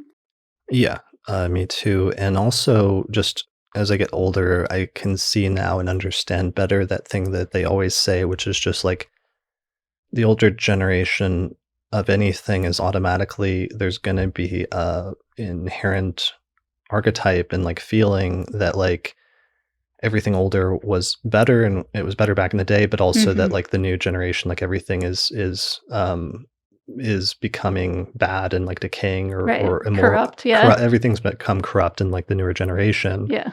And so when I see things like people, for example, just give a very specific example of one of those things that I think is not a big deal, but very occasionally I've heard and we've talked about before on the podcast, people complaining about is like the memes that Mhm. astrology memes are like ruining astrology or something Mhm. like that. And that's like a new medium that especially younger astrologers, although not just younger astrologers, are using to communicate astrological information and archetypes or interpretations or to popularize astrology that's become very effective and useful and funny and whatever, engaging. Mhm. And but that some people see that as like the corruption of the field and like Mhm. in the downward spiral of astrology or something like that. On some level, there was probably some reaction like that 15 years ago to like blogs or stuff like that, where all of a sudden the having an astrological book or an astrological publisher, that was no longer the like gate that you had to go through in order to publish your thoughts and have written thoughts and gain authority in the field. But instead, there were people that were taking matters in their own hand and were able to like start writing about astrology and developing followers and developing a reputation and clients and students just by writing a blog. And honestly, that's kind of how I first got started, not just with doing the forum on MySpace, but also writing my first blog, which was the horoscopic astrology blog. Mhm. And that worked out so well that we then expanded it to other like spin-off sites, like you and I did Saturn Return Stories, and Patrick Watson and I did the political astrology blog at one point that we started in 2009, and there was just blogs everywhere for a while. Honestly, I still have way too many websites. Right. Yeah. Yeah. And I think I can't think of the quote right now, but I know I've seen funny like quotes from like a few thousand years ago that were like saying the exact same thing. Like this new generation is, basically just like corrupt and in the downfall of society. Right. So I mean that is more of a perennial thing about just the lifespan and generations in general. Yeah. Yeah. But it's something I've come to understand better, sometimes seeing the reactions of some of my contemporaries who aren't that old or maybe in their 30s and 40s, and how sometimes they're reacting to little cultural things that are being done by younger astrologers primarily Mhm. today. Right. Yeah. Yeah. Um, all right. Are there other points that we wanted to touch upon here? I mean, I think there was like an anecdote we didn't get to tell, but I don't know where to fit it in. Yeah. But it's a nice, like, almost like parable of like youth and age and other Mhm. topics or something like that. Right. Yeah. So I went to, and it's part of our backstory. So we both attended the United Astrology Conference in 2008, and I'd been studying astrology for almost 10 years. And because one of my teachers dropped out, I ended up filling in for him and taking his place and went from, I actually got rejected from speaking, um, both in my initial application and even as like a backup, like a free speech lecture, got rejected. And at the time, I was actually really pissed off about it because I felt like my age had to do with that. But then, like a week before the conference, suddenly, due to one of my teachers, Robert Schmidt, suddenly dropping out and saying he was sick and not showing up at the conference, I was then substituted in to fill in for him basically because I had just spent 2 years studying there at Project Hindsight and studying Hellenistic astrology. So I was the best person to replace him at that point. Mhm. So I gave a talk, I gave 2 talks there and suddenly became like a main speaker at this conference. And we printed up those shirts, those Aya shirts. The Association for Young Astrologers had a very big showing at that conference. We rented out a bunch of hotel rooms, including one like master suite, and we packed like 10 or 12 astrologers in there, sleeping on like blow up mattresses on the floor and stuff like that, just in order Mhm. to raise the or drop the cost and make it more affordable so people, younger astrologers with limited incomes could attend this conference. That ended up, because it was in Denver and you were living in Boulder, ended up being your first conference. Mhm. Yeah. And we had just met shortly before that. But there at the conference, you had told me that if I ever needed help or whatever, checking out the university library in Boulder, because you had recently been going to the university in Boulder, that just to let you know, or something like that, right? Mhm. Yeah. Yeah, I was going for a grad program and dropped out and started just doing astrology instead. But yeah, I was still living in Boulder, and I think I might have still had library privileges or something. Okay. And so I'm 23 at this point, and so after that conference, which was at the end of May and June, I did like hit you up and I said, okay, yeah, I would definitely, it looks like the university in Boulder, which had a strong classics program, actually has a lot of like important academic texts on astrology, including some translations of some ancient astrological texts I would like to check out. Hmm. And I kept seeing, so I was like, could you take me on a tour of that and show me where the different libraries are? And so we met up that day and went there. And I asked you to take me to what I had seen in the listing a bunch of times coming up for some of the major books I was looking for on astrology. It was abbreviated, but it looked like it said the metaphysical stacks. So I asked you to take me to like the metaphysical stacks at this library, and then you laughed like it was hilarious. I did find it quite hilarious for a very long time. And I, had to correct you and be like, I think you mean the math and physics stacks. Yeah. And, this is like a large state university library and does not have metaphysical section. Which I was surprised and disappointed about, but it turned out that abbreviation was math/physics, not metaphysics Yeah, stacks library. exactly. Okay. Yeah, I giggled for a good long while about that. So that was my inexperience as like a 23-year-old who, had gone to Kepler College and then gone and studied a translation project, and did not know. There's certain things that perhaps you don't know about the world or what have you yet, Right. until you have that experience or you make that mistake and then you learn something from it. Hmm. But so we went and checked out the library. I think I actually grabbed a translation of like it wasn't a translation, it was a critical edition of some Greek text that I'd been wanting to get that was super expensive. And then I think I very quickly like photocopied parts of it while you like looked around sort of nervously. Yeah. And then we left after we'd done like a full tour and everything. But as we were walking out down the campus, like it started raining. So we like ran off under past this like pond to this like little alcove area where there was like sort of to avoid getting rained on, and we're like sitting there waiting for it to stop raining. And I asked to see your chart, and you actually had a printed version of your chart from astro.com. Okay. I believe. Yeah, that sounds about right. Yeah. Okay. Yeah. Well, if you're a newer student of astrology in the first few years, like there's a pretty good chance that you're like carrying around a printed copy of your chart Yeah, exactly. for like just that situation where you find yourself with another astrologer and you like whip it out of your pocket Right. and like ask them to interpret it. Yeah. So either you did that or I asked, but either way, the chart was made available. Yes. And I sat there and I did like an impromptu delineation of some of the parts of your chart using my approach, which was like a blend or a hybrid, very similar to like what it is today, of like Hellenistic astrology using whole sign houses and sect and traditional rulerships and the rulers of the houses, but also still incorporating some modern concepts like the outer planets. Hmm. And I did some interpretations of your chart. And what was funny is that like at least two of the major things that we both remember me saying, you said very clearly right then, like did not hit and were just like not accurate. Right. And one of the things was, I don't know if I can say the placement. I don't think you want me to give away too much about your birth chart, but just that. And what's funny also is like I was in my 20s and you were in your 30s at this point, Mm-hmm.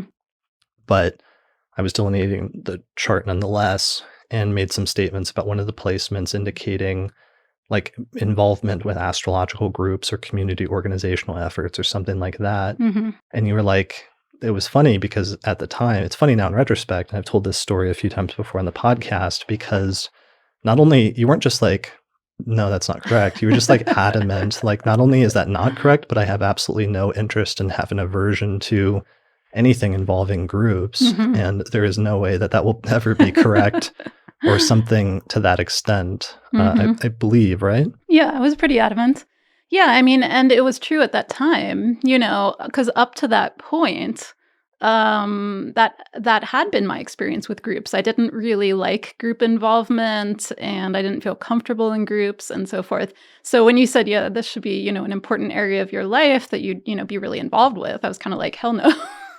Yes, you were not in no uncertain terms, very unkindly, rejecting of that delineation as being valid in your life in Yes, any way whatsoever. that's true.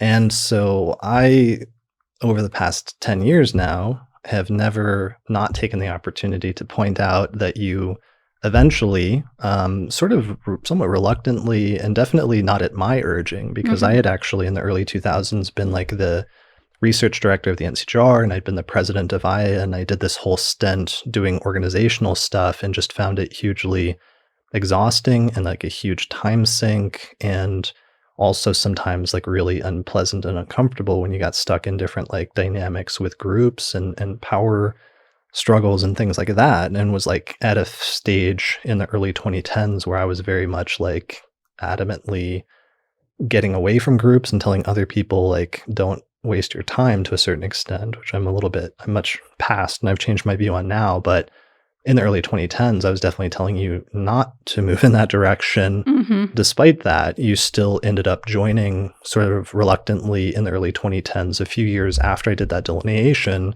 the Association for Astrological Networking, Mhm. AFAN, which is Right. one of the 3 or 4 large astrological organizations in the US. And then eventually you became the chair of that organization, which is essentially the president of that organization. And then just recently, actually, in the past month, after a very long and successful career with that organization, ended up like stepping down as the chair and handing the reins of the organization over to a new person, right? Yeah. So I joined the steering committee, which is essentially the board, in 2011, and then I became the presiding officer in 2014, and then did a term, almost like a term and 2/3, really, because I had to get reelected before UAC, which was again putting together a very large gathering of community colleagues and so forth, You 11th house just type of just to things. clarify, you helped organize, and at one point were sort of spearheading in some ways. I would even say what became one of the largest conferences of the entire decade in the entire world, astrological conferences that occurred in Chicago in May of 2008, 2018. Yeah. 2018. Yeah. Okay. Yeah, and so, I was reelected in 2017, I think, and then just finally recently, stepped down and, someone else is now becoming the presiding officer. So, yeah, that was like a whole 8-year stint in, the realm of community and groups and organizations, which is exactly what you were trying to point to. In 2008 had not been, like, my experience at all up to that point, but was later, and I know you really like telling the story. I really love telling this story Yeah. because also this just ties in, and we're doing this anecdote because of obviously, because I have to just take every opportunity I can to rub this in your face, but Right. just that I was only 23 at the time, Mhm.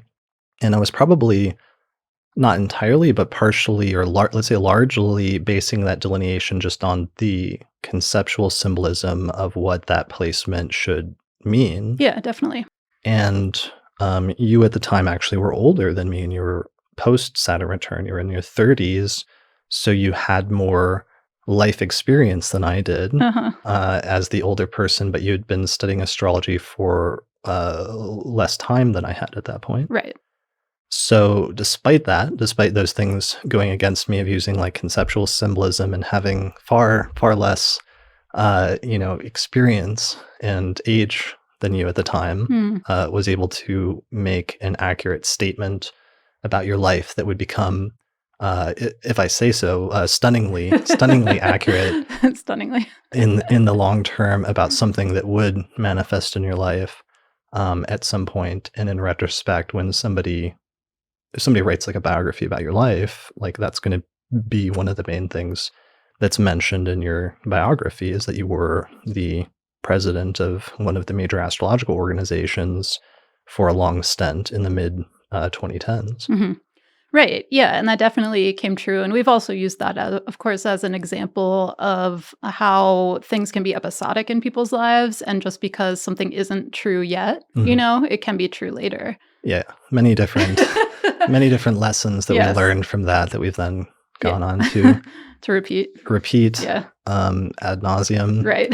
uh, as a teaching example. And that's like an empirical thing that we learned of, like, oh, okay, so that not every statement that you make, especially when you're doing more predictive forms of astrology, is going to be accurate at all times in a person's life. But there's some Mhm. parts of the chart that may not be unlocked until later on, at certain specific times in the person's life when there's an activation by time lords or progressions or transits or what have you. Right. Yeah, and so we thought this was kind of a good example of both of the sides of this discussion because on the one hand you were using symbolic reasoning and so forth and technical education about how astrological charts should work and Right. what should be symbolized by what. Like technical proficiency. Yeah, in order to make this statement, even though you were pretty young, and it turned out to be correct. The other piece, though, was it was more peripheral, but kind of the general life experience or not of thinking perhaps that CU Boulder had metaphysical library stacks, and sort of what is telling about that.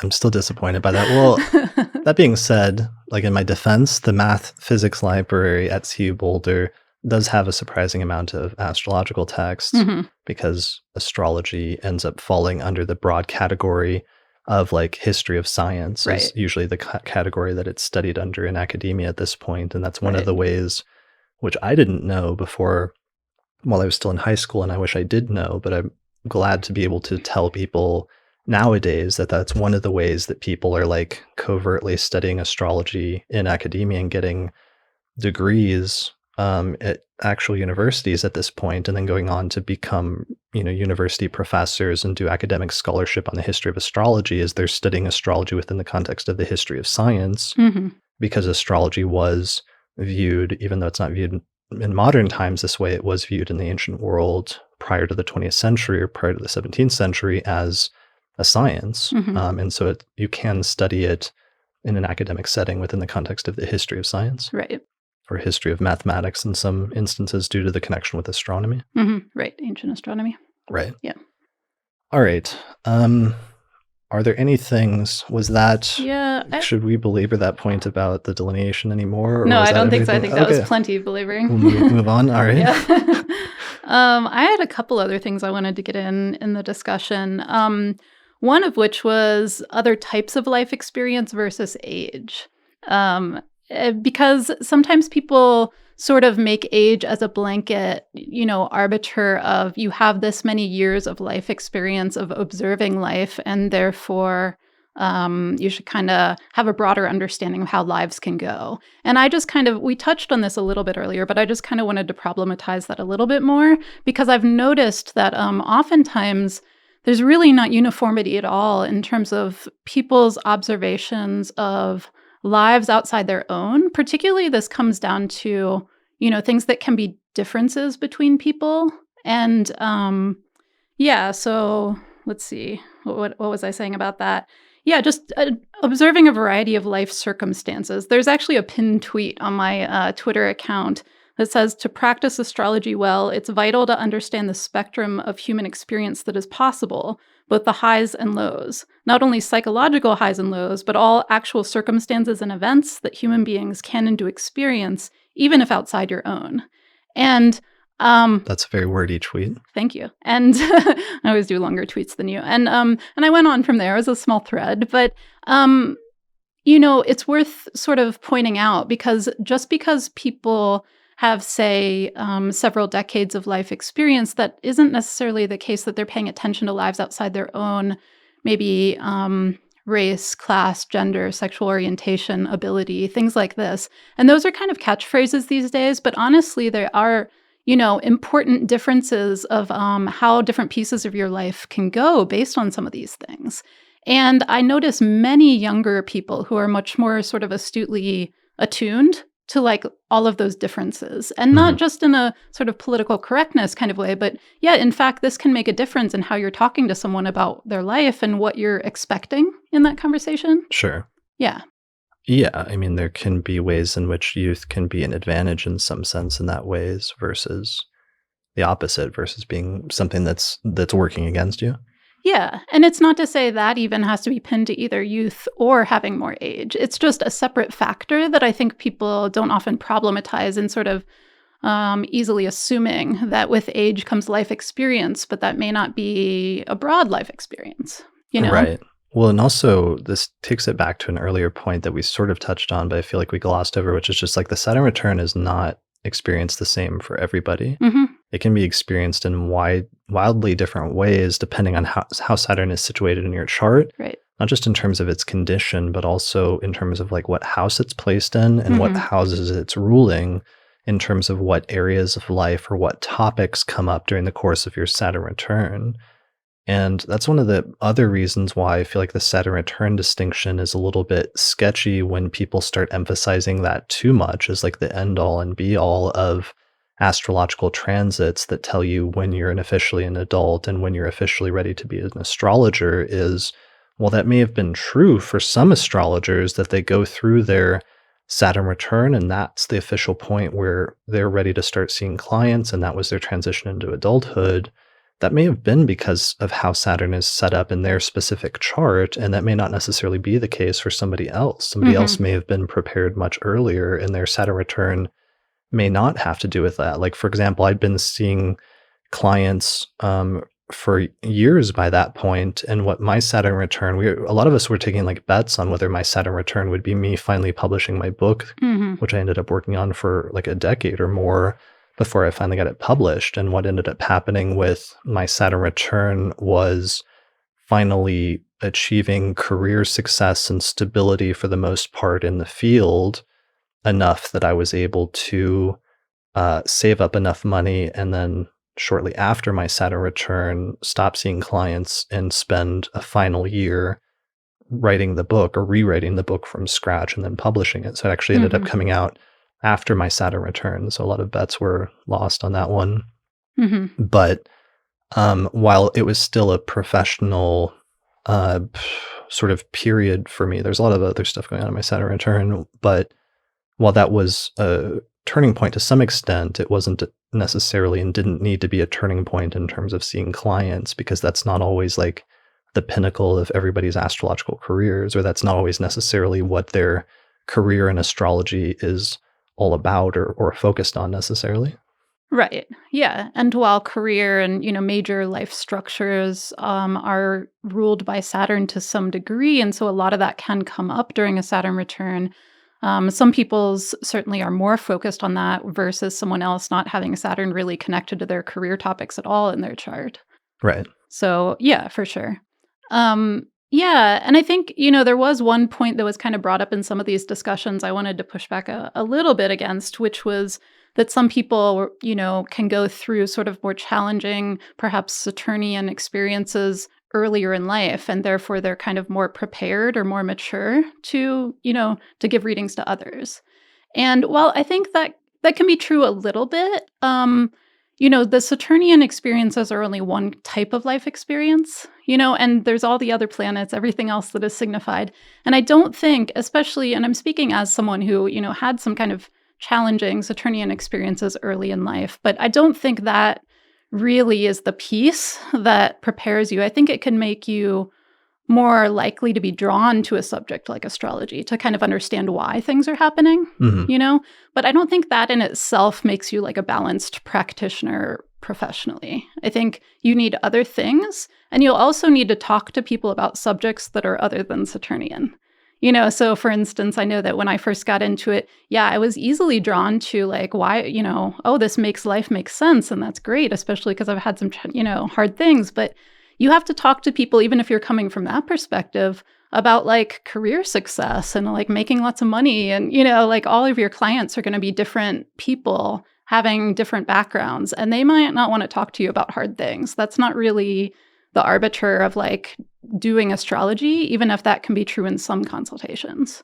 Right. Yeah. So I just wanted to push back a little bit against that because I just don't think the Saturnian, even if people can have earlier Saturnian experiences before the Saturn return, is really like what should be the main focus necessarily. Sure. Yeah, and there's other important like life marker transits like the Uranus opposition or the Uranus like the second Uranus opposition or no the first Uranus opposition, Hmm. sorry, or the Yeah. Uranus square Right. or yeah, there's just like tons of different ones or different important markers that depending on the person's chart and how it's set up play a different role in life. And that's one of the reasons why sometimes when the Saturn return thing starts getting emphasized, I almost am concerned that it's being used from more of like a pop astrology sort of sense, which Mhm. is making a very blanket statement that's very like unnuanced and like comes off almost like Mercury retrograde, and how Mercury retrograde has become this like sometimes two-dimensional pop culture idea that's out there right now that people associate just like very basic ideas, and it's not like a nuanced thing. Mhm. But then once you get into astrology, you realize it's more complicated than that, and you have to be a little bit careful about how it's discussed, since there's many different possible manifestations, and obviously the Saturn return is like that. But if you're treating the Saturn return like it should be the same for everybody, and it's a permanent standard by which nobody can do anything prior to that, then you're almost treating it in a pop culture sense, which feels problematic. Mhm. Yeah, that makes sense. I think, by and large, the Saturn return is very important as a life stage marker, but it's certainly not, it doesn't go the same for everyone. And it doesn't have to mean the same things for everyone. Sure. Yeah. So, as we start to get towards the end of this and wrap this up, I do want to say I want to go back to the earlier point, which is just like I'm always more concerned about. There's always going to be some astrologers that jump into doing readings too soon, Mhm. and that's always going to happen, and we can't control that, especially in a field like this that's so unregulated and kind of like the Wild West in some ways.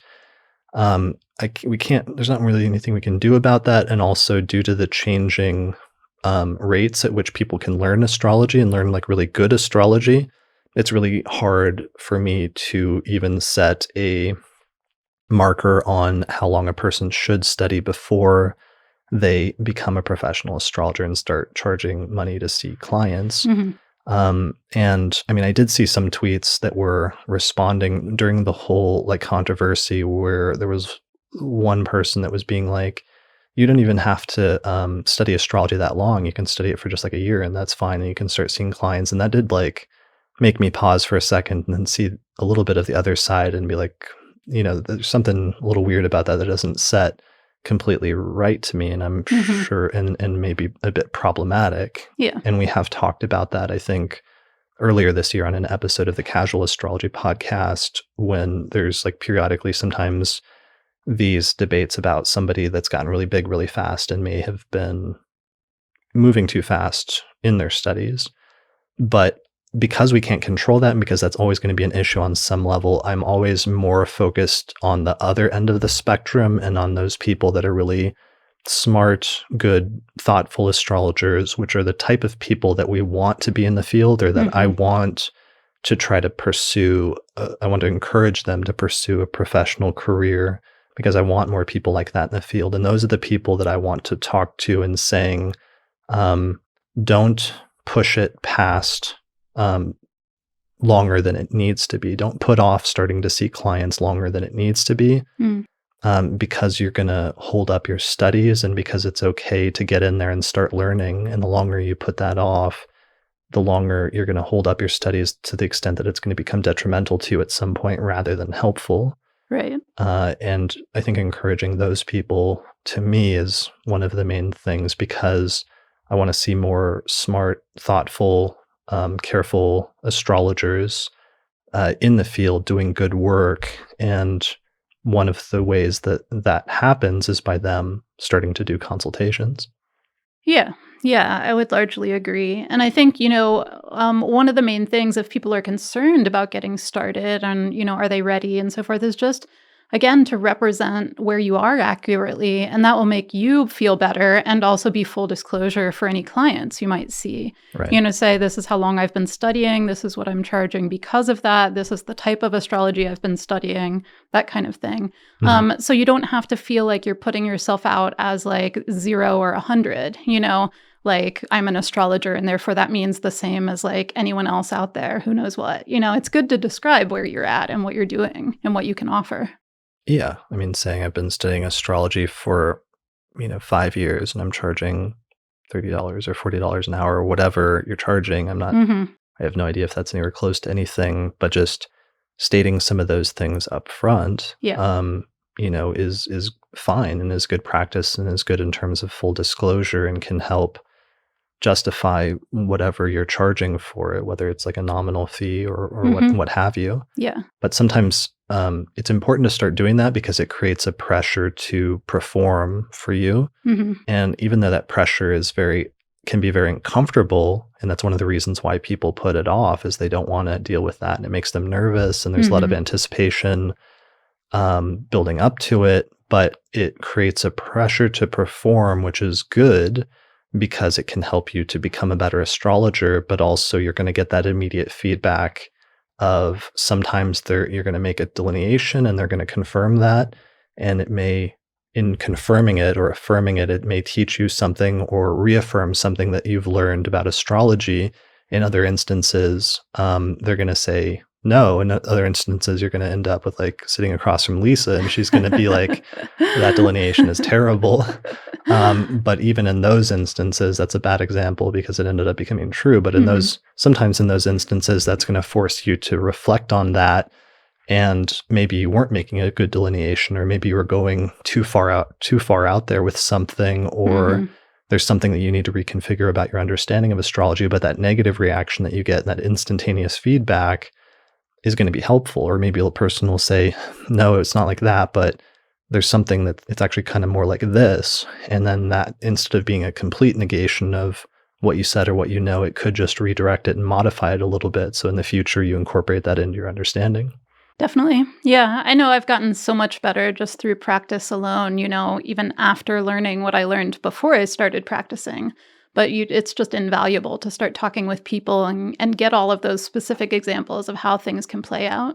Yeah. And it's like, I understand on the other side the importance and there's all these themes of like the sacredness and the importantness and the delicateness of like people's psychological state or Mm. other things, or sometimes you're dealing with very delicate issues, Mhm. or there can be like trauma or sensitivity or all sorts of different things that do come up and are relevant in like a psychological or a counseling context, or sometimes like there's certain things that just may be above your pay grade and you need to refer this person to Mhm. see like a professional, like a therapist or something, For if sure. it's just not something that you're able to deal with, but you recognize that it's outside of your scope of ability. Mhm. And I recognize that all of those things are important and true, and there's a level where that's all true to a certain extent, but there's also another level where you do sometimes need to just throw yourself into it and start trying it, and it's not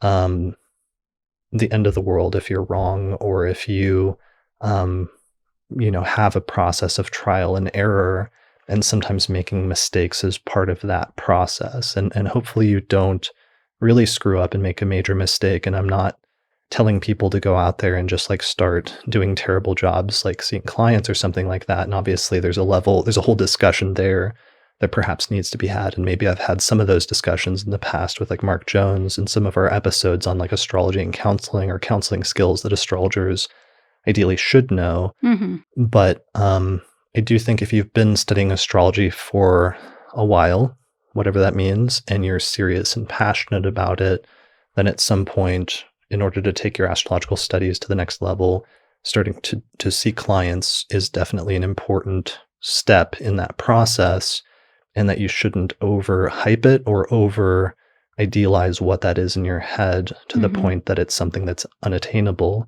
but instead realize it's something that's more approachable, if you just sort of push yourself to do it at some point. Yeah, I agree. And I think we're both coming from the perspective of like a prerequisite of you have been studying a while. And we're not saying, just go out and like learn this in 30 days and then go put your shingle out. Yeah. Um, but and the stage wise thing too. I mean, I already said that point, but starting out with the full disclosure and the low price, and then gradually raising it, and revising your write up of like what your experience is and so forth.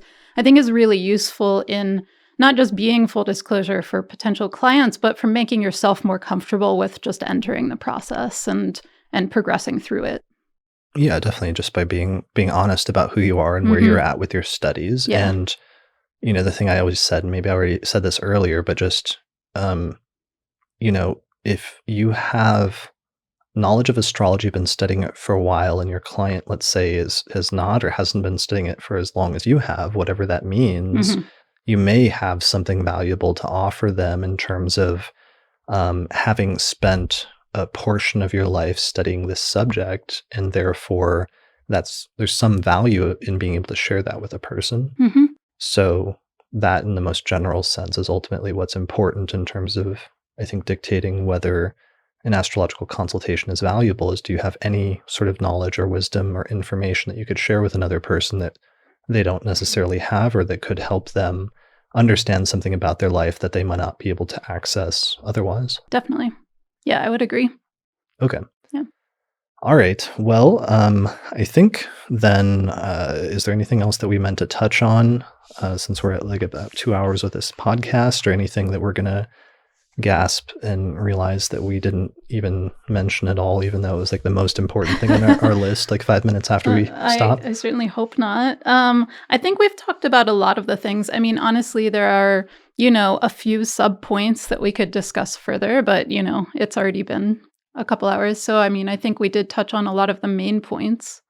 Sure. Yeah. Yeah. And there might need to be follow-up issues, or follow-up podcasts, not necessarily about this topic, but about the other side of the coin that does sometimes come up, and came up and was a big part of the discussion with the Pluto and Leo generation when depth psychology got integrated more thoroughly into natal astrology, and the way that it was approached, if you were using it as an extension of counseling, and some of the things that you do need to be careful about that do take specific training or awareness of, or other things like that, that might be good for certain follow-up discussions or follow-up talks, if I haven't touched on those already with, for example, some of the episodes with Mark Jones.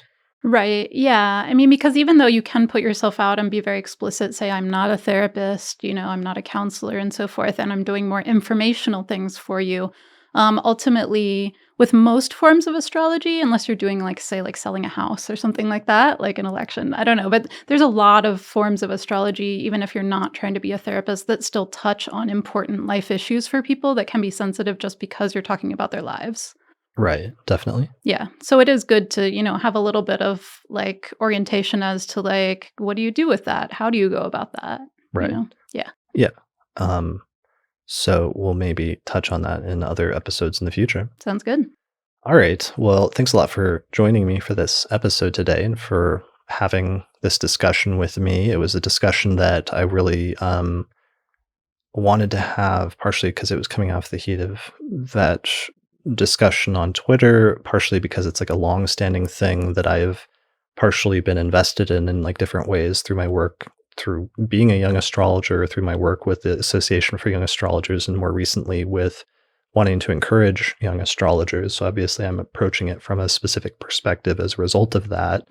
But I'm sure there's more discussions to be had about this, and I'm sure some of those discussions will take place like in the comments, either on YouTube for the video version of this episode, or on the astrologypodcast.com website, or who knows where else. Hopefully those discussions can be productive and kept civil and everything else, because the point of this was to treat this more like a something that can be discussed like calmly and rationally. And there were various considerations that went into that in terms of being concerned, because we don't want younger astrologers, especially one of my considerations was not wanting them to be discouraged and feel like a lot of older astrologers have this opinion that younger astrologers in their 20s should not be practicing reading charts at all. Because I don't think that's a prevailing opinion. I think that's a relatively small opinion that just occasionally comes up as part of this broader discussion about qualification and certification. So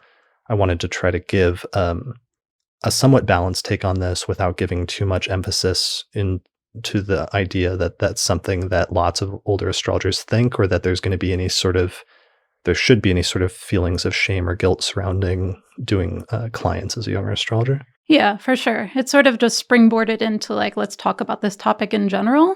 But I think both of us really want to encourage like younger astrologers, particularly who are, studying really diligently and thoughtfully, to continue on and to, to get out there and sort of continue the field. Right. Definitely. That is definitely what it's about. One of my motivations. All right. Well, I think that's it for this episode of the Astrology Podcast. Okay. So Thanks for joining me today. You're welcome. And thank you, everybody, for listening. Thanks to all the patrons that supported the production of this episode of the Astrology Podcast through our page on patreon.com, and who will get early access to this episodes or other bonus content that comes with being a subscriber or a patron. And thanks for everybody for watching or listening. So that's it for this episode of the Astrology Podcast. Thanks for listening, and we'll see you again next time. See you next time. Thanks to the patrons who helped to support the production of this episode of the podcast through our page on Patreon, including patrons Christine Stone and Nate Craddock, as well as the AstroGold Astrology app available at astrogold.io, the Portland School of Astrology at portlandastrology.org, the Honeycomb Collective Personal Astrological Almanacs available at honeycomb.co, and our recent supporters, our new supporters this month, which are the International Society for Astrological Research, or ESAR, which is hosting an astrological conference in Denver, September 10th through the 14th, 2020. And you can find out more information about that at esar2020.org, as well as the Northwest Astrological Conference, which is happening in Seattle, Washington, May 21st through the 25th, 2020. And you can find out more information about that at norwac.net. You can find out more information about how to support the production of future episodes of the podcast and get access to subscriber benefits like early access to new episodes and other bonus content at patreon.com/astrologypodcast.